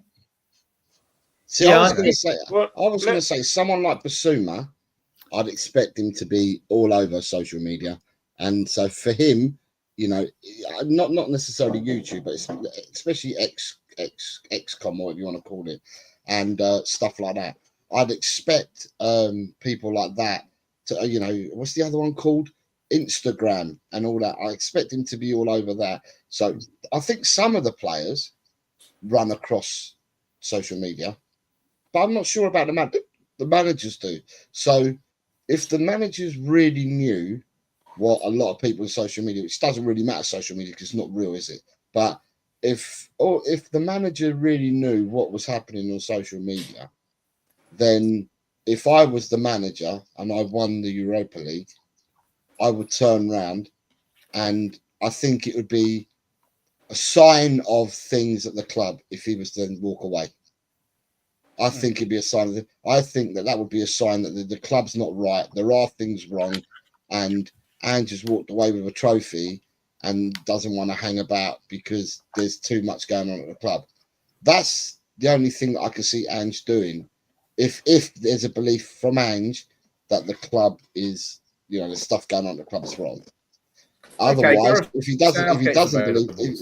doesn't believe stuff's wrong, then Ange, you'd have to push Ange out of the club if he doesn't want to leave if he wins the trophy. Paul, don't run away, because I really want to bring you in on this. You would very much, regardless of what happens, you would want to start next season with Ange, wouldn't you? Of course I would. He's going to be our third most successful ever manager when he wins the European trophy. I mean, why would you want to get rid of him? It's madness. But he hasn't won a European trophy. No, not until May the 21st. All right. Well, let me put the question to you another way. Does Ange go on Friday week if he goes out to Frankfurt? If he goes out to Frankfurt, he lasts to the end of the season and then he's replaced. They're not going to get rid of him between now and the end of the season. All right. So if Ange doesn't win the Europa League, does he go? Probably, yeah. Because it's a results business. Yeah. Shang? I honestly feel that he's already gone, regardless whether he wins the Europa League or not. And this is purely because of the fandom that we have. I mean, don't get me wrong. I would very much love for him to stay on and just sort of see the fruition of this project that he's building.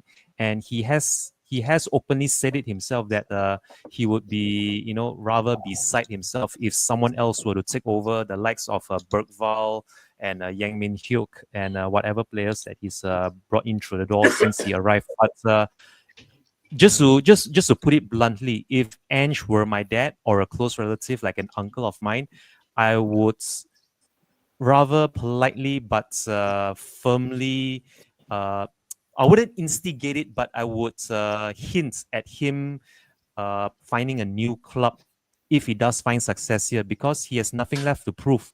If he does win the Europa League and he does bring us our first trophy ever since Juan de Ramos did that however many years ago, since that League Cup victory, then he has really nothing to prove. But this fan base, this fandom that we have, I would say that nothing satisfies us to the point where we don't feel like we are owed a victory or a result every week.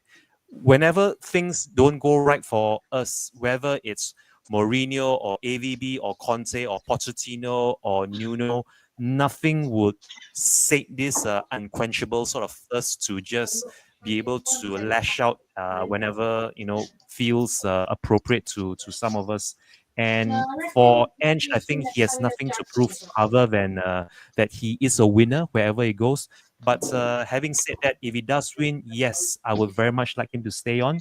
But look, judging from the way he's handling his press conference and his sound bites, this is what I think is most telling. What he's saying in the press conference, whether it's pre-match or post-match, it's almost like he's already made up his mind that regardless of whether he wins Europa, he's on his way out.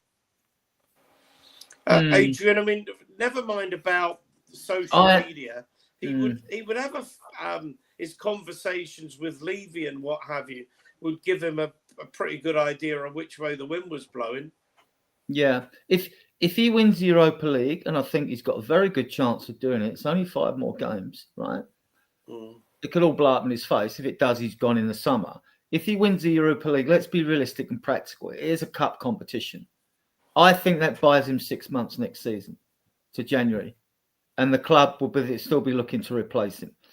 But buys him 6 months. Okay, you won a cup. Now we want to see a vast improvement in the league, right? Because you've won a cup competition, and we should have got through that 8-game period, in the Europa League, right? Because a lot of teams there haven't got the squads we've got when everyone's fit, right? We're much better than most teams in that league on paper, all right? Not necessarily on grass, but on paper. So I think he wins Europa League, it buys him 6 months, and the club will still, and depending how he starts next season, then fine. If he doesn't win Europa League, he's gone in the summer. There's no point. People say get rid of him now, blah blah blah. No, that doesn't change. I mean, I don't want a reset, but we're going to have one. If he doesn't win the Europa League, there will be a reset in the summer. I mean, it's just rinse and repeat. It will be rinse and repeat, Paul. I know. And then you get a new manager comes in. And how much time do you give him? Do you give him 2 seasons? I would wait until Pochettino's 18 months available. So after the World Cup. We could change our name to Rinse and Repeat FC.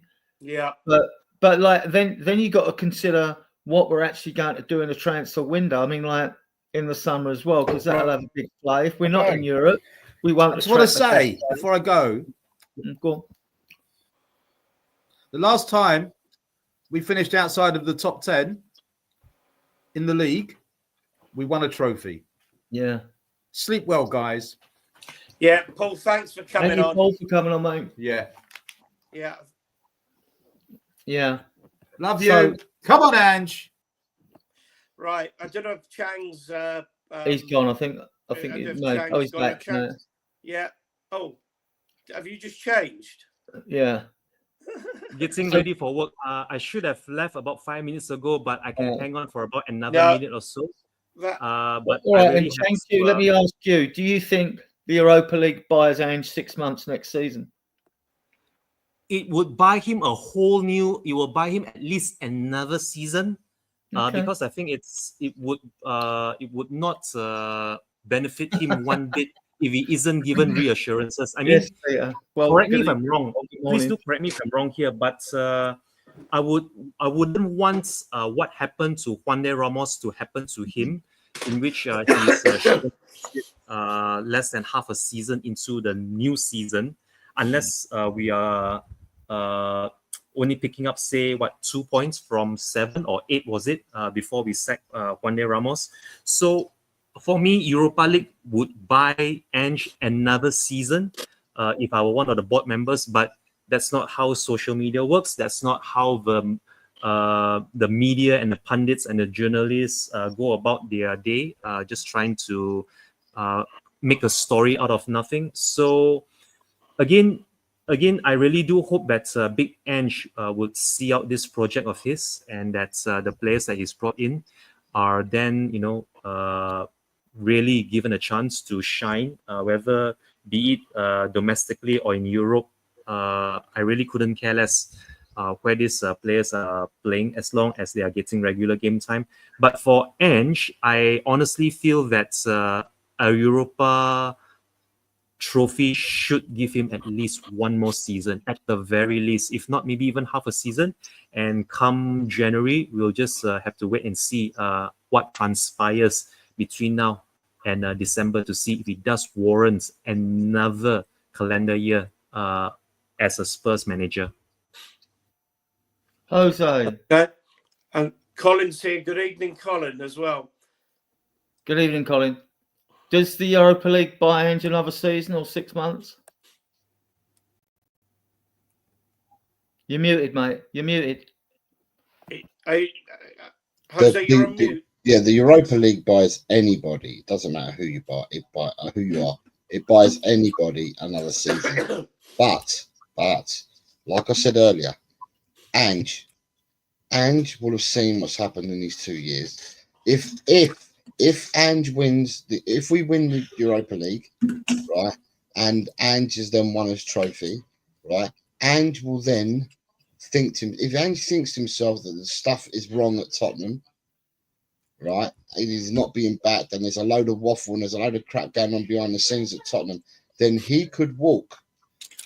But any manager who wins a trophy, it doesn't matter who you manage, what team you manage, it earns you the right for another season. Of course it does. But it's whether if the manager believes in himself and believes that there's a good thing going at Tottenham and that, he will stay off his own accord. If he believes it's rotten to the core in the back, he will win the trophy and then leave. That's the way I look at it. Like, it doesn't matter who you are. You're asking me a question. To me, it doesn't matter who you are, But, what club you manage. You get another season. Let me put it back to you, though. Doesn't a lot depend upon what the situation is with the ownership? And we haven't really spoken about the protest. We were going to start and then it went off. But there seemed to be a significant increase in the numbers that were marching along the high road. And the pressure is mounting on Levy all the time. Right. In all honesty, and well done to the people that protested, right, and for the people that turned up for the protest. But let me tell you one thing now, right? It doesn't matter about the protests at all. Levy will leave when Levy is ready to leave. The protest, whether you have 4,000, 8,000, 10,000, yeah, it's a hindrance to him. But he's a billionaire, mate. He ain't going to leave because of, people going and shouting the odds. No club's owners have left the club because of people campaigning against them. People have only left their clubs when it was right for them to do so, and they got the deal that they wanted. So whether you look at the Glazers or whether you look at the people at Chelsea, whether you look at people, Mike Ashley and that, these people were protested against for ages and ages and ages, some for more years than others. And they only left when it was right for them to leave, and they got the deal that they wanted. It wasn't peer pressure from protesters. It was because they got the money. And I feel that with Levy would only leave the club. I mean, it's the stories about Levy, about Tottenham wanting to sell, but Levy wanting to stay on at the helm. So Levy don't want to go nowhere. If that's not clear to anyone yet, Levy don't want to go nowhere. Now, the other thing I'll say is I heard really, really strong rumours over a month ago now that we were being sold and that the papers were in first draft and stuff like that. And we'd hear something within the next 2 to 3 weeks. Well, I think 5 weeks have elapsed and I've not heard nothing. That's gone as quiet as a dodo. So I'm not even sure whether we're selling.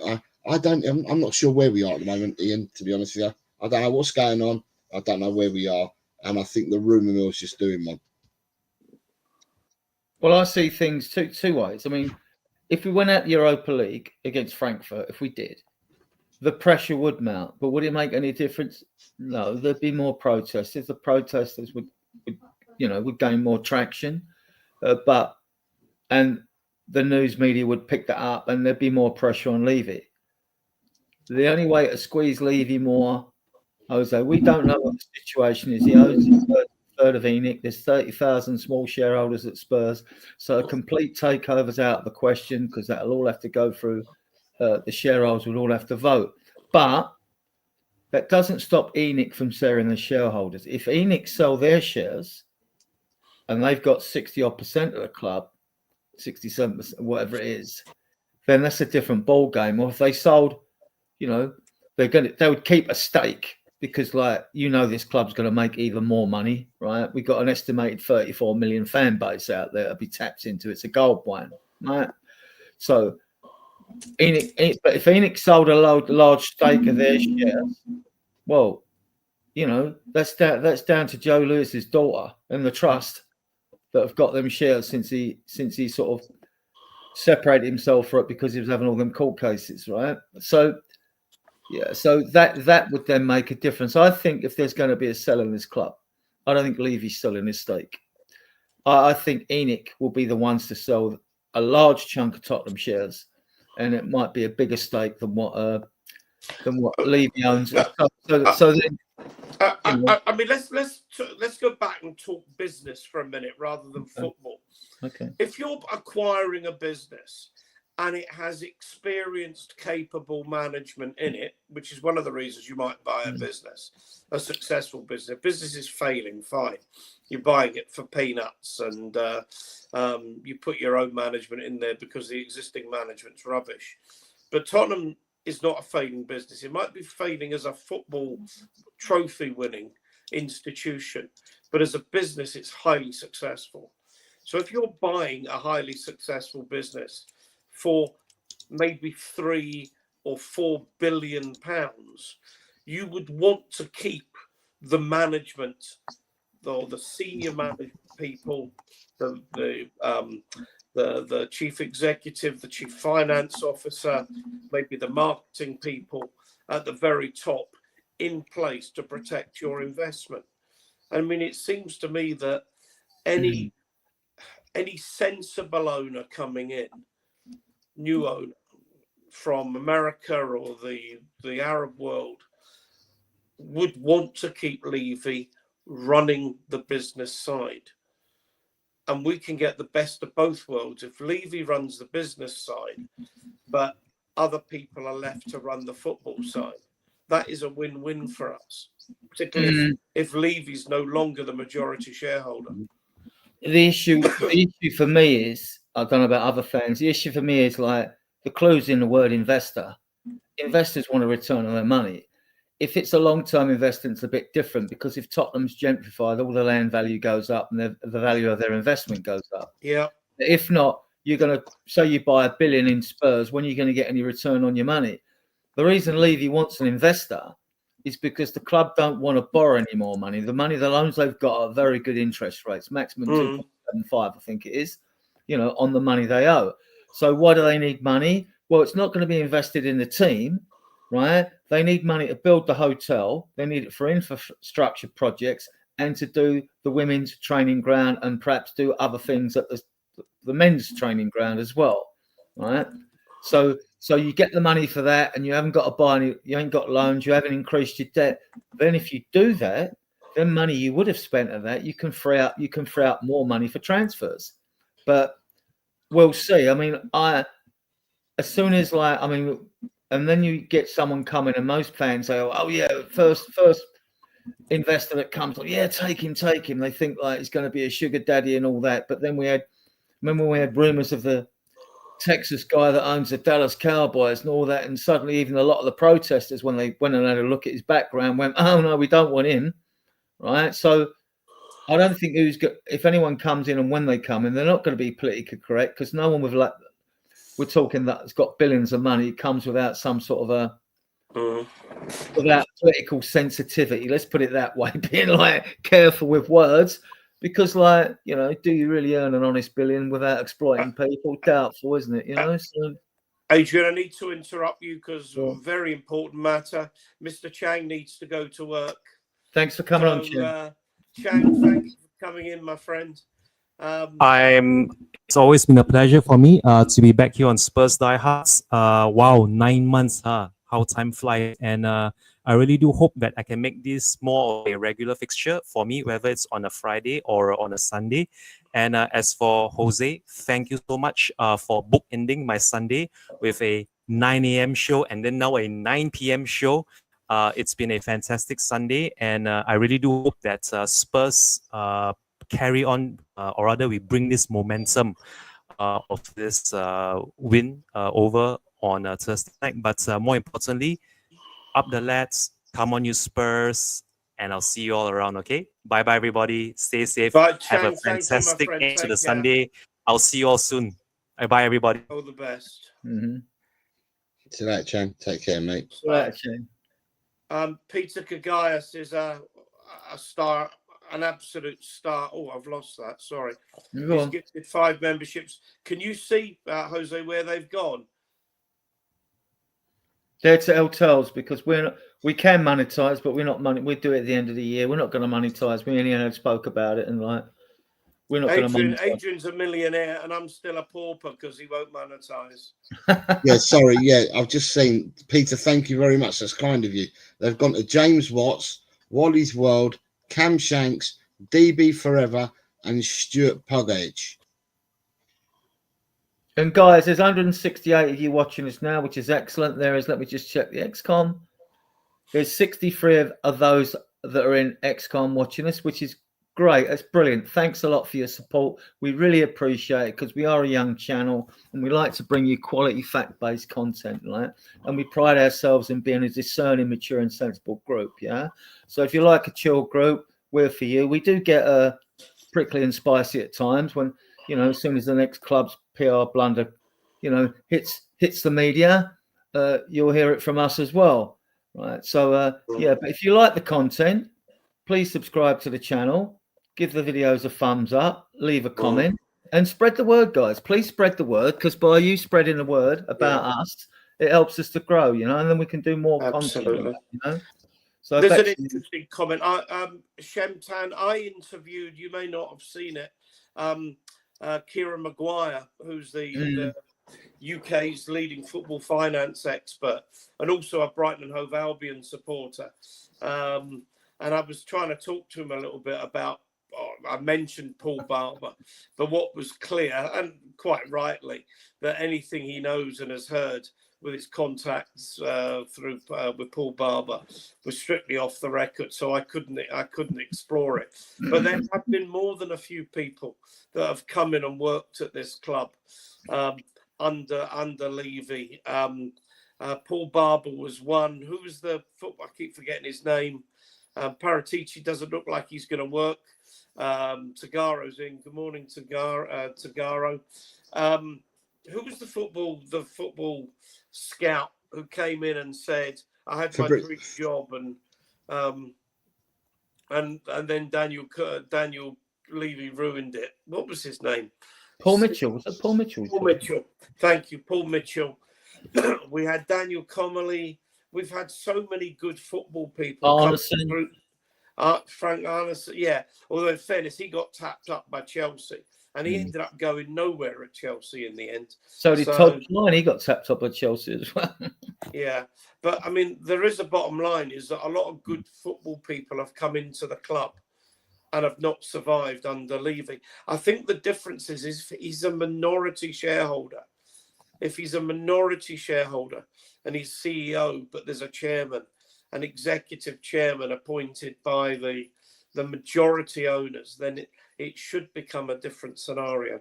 But, you know, maybe I'm dreaming. I just don't see a scenario, as Jose's pointed out, where Levy and Enoch and everybody just walks out the door and someone comes in with 4 billion quid and then starts splashing money all over the club. I just don't see it. I just absolutely don't see it. even when Alan Sugar sold the club, he still kept a chunk of his shares for a while before he sold the rest of them. I mean, like, why would you when you know this club is still going to increase in value? There's a big market to tap out there. It's nowhere near tapped its potential yet. I mean, like, you know, if the estimated fan base of 34 million is correct, you know, all right, some might be poor fans in third world countries or whatever, but you know, there's still a big market there to tap. So yeah, and like I said, I mean, the actual equity of the club will go up in value as more of Haringey is actually gentrified, and it will be gentrified because there's a lot of it needs doing. All the high streets coming down, Chicken, everything's going. Might not all be done in my lifetime, Ian, but I mean, like, that's all going. So it's going to be gradually gentrified, like, and the value of the club itself, the real estate, will go up even more in value. You only got to look at the way house prices go up in 20 years, wherever they are, right? So you look at the stadium, all right? Tottenham's not got the land value in Tottenham's nothing like Chelsea's ground is, you know, which is plum area, you know, and one of probably the most expensive area in London. But you know, there's money to be made. I mean, like, and all the companies. All I can say is that all the companies listed in the financial report that work out of the Tottenham Hotspur Stadium, everyone in that financial report, all their profits have to go into the club because they're part of the financial fraud report. Otherwise, that would be fraud. Any companies that or any other dealings Levy has, private dealings with private investors in other areas of Tottenham, where they might have bought land themselves, used their own money, that's down to them. That's just totally separate. But we don't know. We haven't got the transparency in all them deals, and like they don't have to tell us anyway. Because if you're a private businessman, you do things in a private way, and like you don't want everyone knowing your business, which is fair enough. You know? Jose, anything to add? No, we're running an hour and 50 minutes. What I don't want to do is, as I said, leave them wanting more. But I don't want the show to start getting repetitive. No, okay, I think he's answered it all, Adrian, there, isn't he? So yeah. So before we close the show, I'd like to say that we do 3 shows a week. We do a Tuesday show, which is going to be more involving the chat, asking questions and things like that, because we will talk a bit about Southampton and things we've talked about here because we have a different audience. And that show goes out at 9 o'clock UK time, GMT.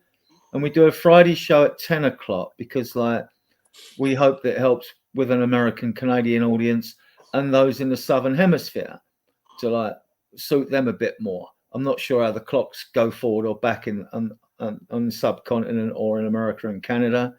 I mean, ours have gone forward, so it might help for a week or two. I'm not sure how it marries up. I think they start changing in the next week.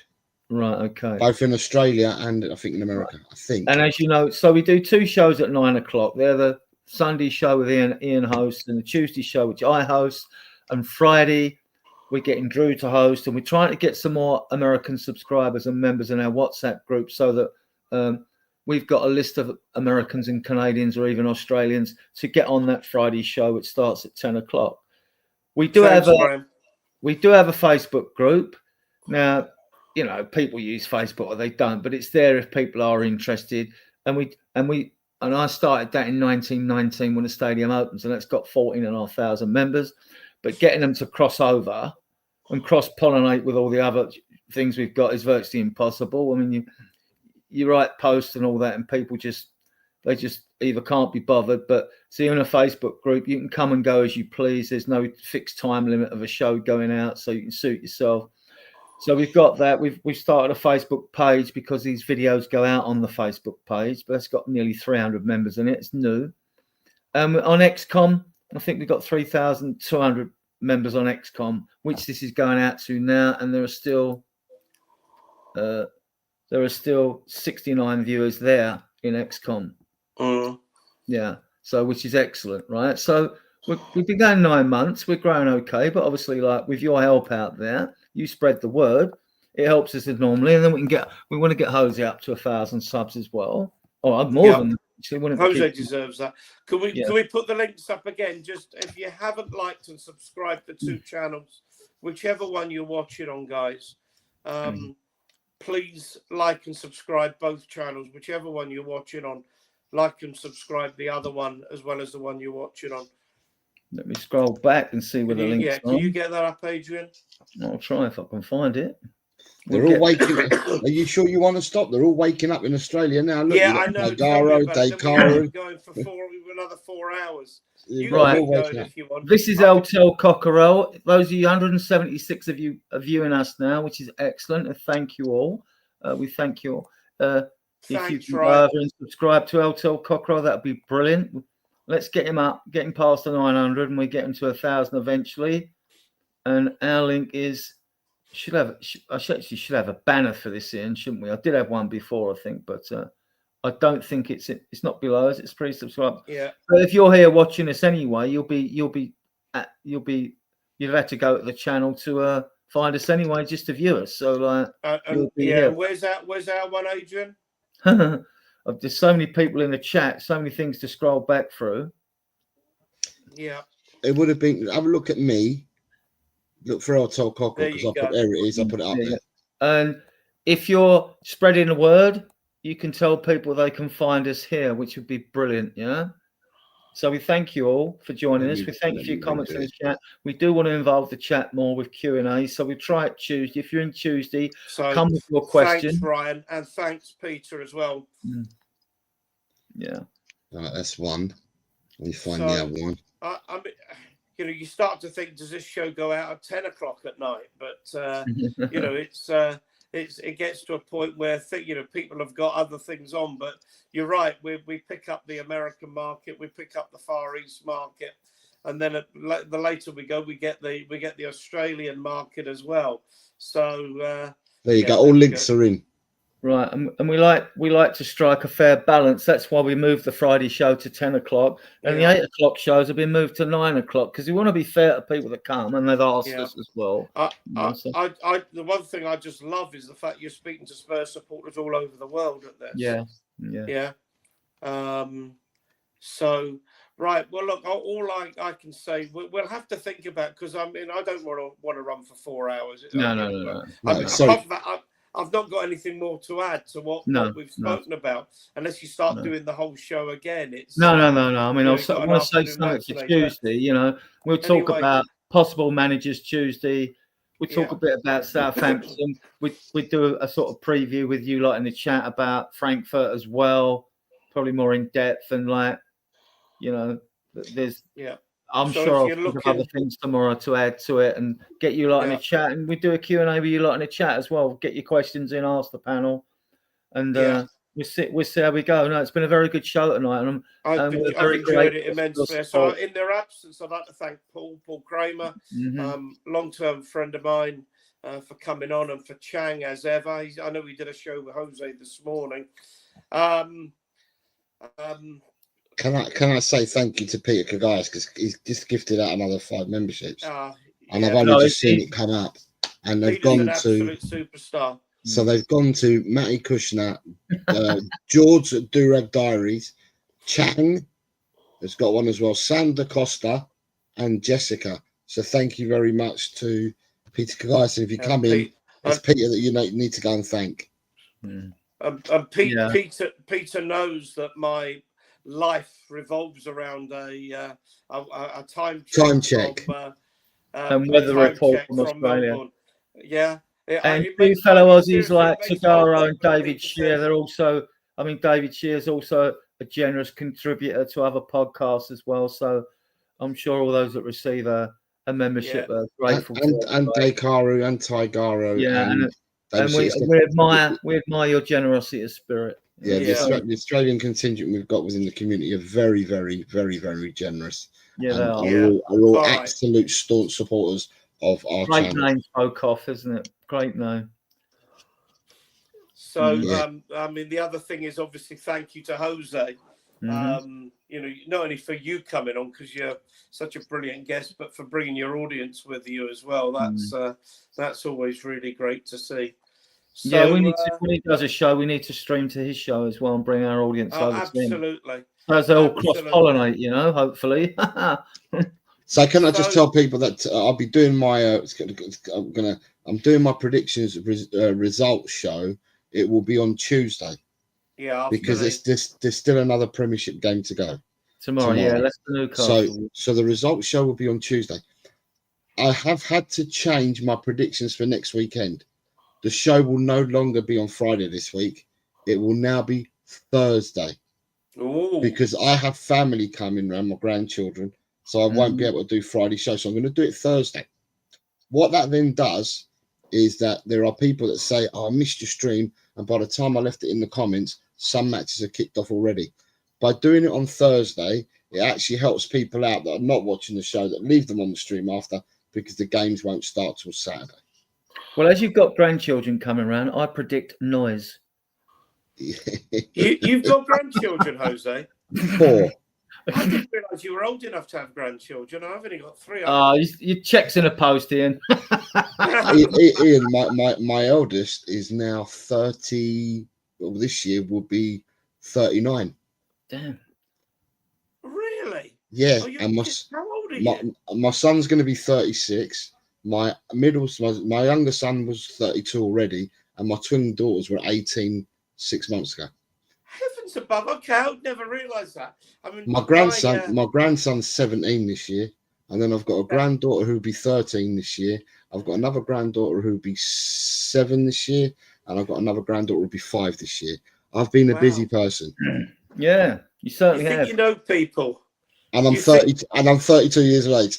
Yeah, I mean, no, you're older than mine. I mean, my kids are 38 and 37. My 37-year-old gets married on Thursday for the second time. And I've got 3 grandchildren, 13, 11, and Nat, my younger daughter. Their one is be 3 in May. So there you go. And two German shepherds. I have to rely on 2 nephews and a niece. So I've got no children of my own, which is of much relief to those that were worried I might reproduce. You know what I mean? So yeah, you've got a nice comment there from Dekaru. If you go a bit further down, third one from the bottom. yeah. There you go. Focus. Dekaru, Yeah, look. There you go. Eh? Well done, Dekaru. Yeah. Brilliant. Love that. If you want to listen, those of you in the chat, I mean, there's a lot of you in their chat, 172. If you want to come on our shows, and we give let anyone come on, but what we need from you is we would need some details to add you to our WhatsApp group, because that's our sync for guests, our WhatsApp group. There's about 60 in the WhatsApp group at the moment. But I'll be honest with you, some people though, Adrian, they don't want to go into WhatsApp groups. All right. Or they're quite happy. They're quite happy for you to get in contact with them, but they don't really want to join WhatsApp groups. Okay. If you look under my name, if we get rid of these banners, you'll see where you can contact me. Right. Let's move. If we move these things out of here, where are we? Let's move this out of here. Jose es el toro. We moved that. El toro. We moved the banner. I'm gonna give a bit of a sneak before you start, I was like, right, you see here, guys, those of you watching, if you're interested in coming on the channel, you got me there at Adrian_Stroker. That's my handle on X Twitter, right, basically. You can message me on Twitter if you want to come. There's an email address there as well. You could email me with as well. So Ian's on Twitter as well. Yeah, see, Shaggy1712. you can message Ian on Twitter on XCOM as well, right? And I'm on XCOM under Eltar Cocker as well. And Jose's there, so you can message any of us if you'd like to appear on our channels, if you like us that much that you want to come on. And don't be shy. We'll But be quite a gentle with few. you. I will say that quite a few people that are in my channel that come to my channel, the regulars, I've probably got contact details for nearly all of my regulars. They're not in WhatsApp groups like the Eltar Cockerel WhatsApp group because some people don't want to be in the groups. But I've probably got details of the majority of people that are commonplace in my channel. Guys, all it's left for me. Thank you again, Jose. Sorry, I just wanted to give you a bit of a preview, right? At the moment, with one game to go, the average this week is 9.7. So you need 10 or above to be above average. One of you on screen, or two of us on screen, should I say, are below that, and one person is above that. Well, I've got. Adrian says he's got 11. What did you say? 11. I said that the average at the moment is 9.7. One person on screen has got above average, and two of us on screen have got below average. Oh, I thought I'd done well. I think Ian should be deducted points personally. Scores down. Oh well. Yeah. Well, we'll see you in the back room then. But you still got a sizable lead, and you're fine. There you go. Let's look at Daikaro's cut, eh? Well, this is what we pride ourselves in being. We are a discerning, mature, and sensible group, and we expect our guests and those in the chat, and our viewers to be the same as us. But we can get a bit spicy in here when we have subjective disagreements on things. I mean, and we can get a bit spicy when we're doing firm critiques on Ange, the Levy and the board or whatever. But we do them, if and when. Adrian, that's made my night, that comment, because that's exactly what we're trying to do. It's not have drama, but to have some mature reflection on the subjects that we talk about. But then below that, Daigle on next week. So now that I've given a little. Brian's all right. though. Brian's fine. Now that I've given a little bit of a teaser, look at the comment below that one from Tidara. I'm killing it. Yeah. Yeah. So he's talking about predictions. Now that I've said what the averages are, people now can work out whether they're below or above average with one game to go. Yeah. The scores. Yeah. All right, are we done, guys? Because still 176 people watching this. Maybe they've all gone to watch the news or match of the day and left their computers on. There's actually no one there. We're just talking to ourselves. Guys, everybody in the chat, it's been amazing. It's been a really good show. Really enjoyed it. Thanks to Chang and Paul, as I said. Thanks, Jose, for coming on. Adrian, my co-host. We will go out, I think, tonight with Dreams of Desire. And we'll see you in the back room, guys. Good night. See you in the back room. Spurs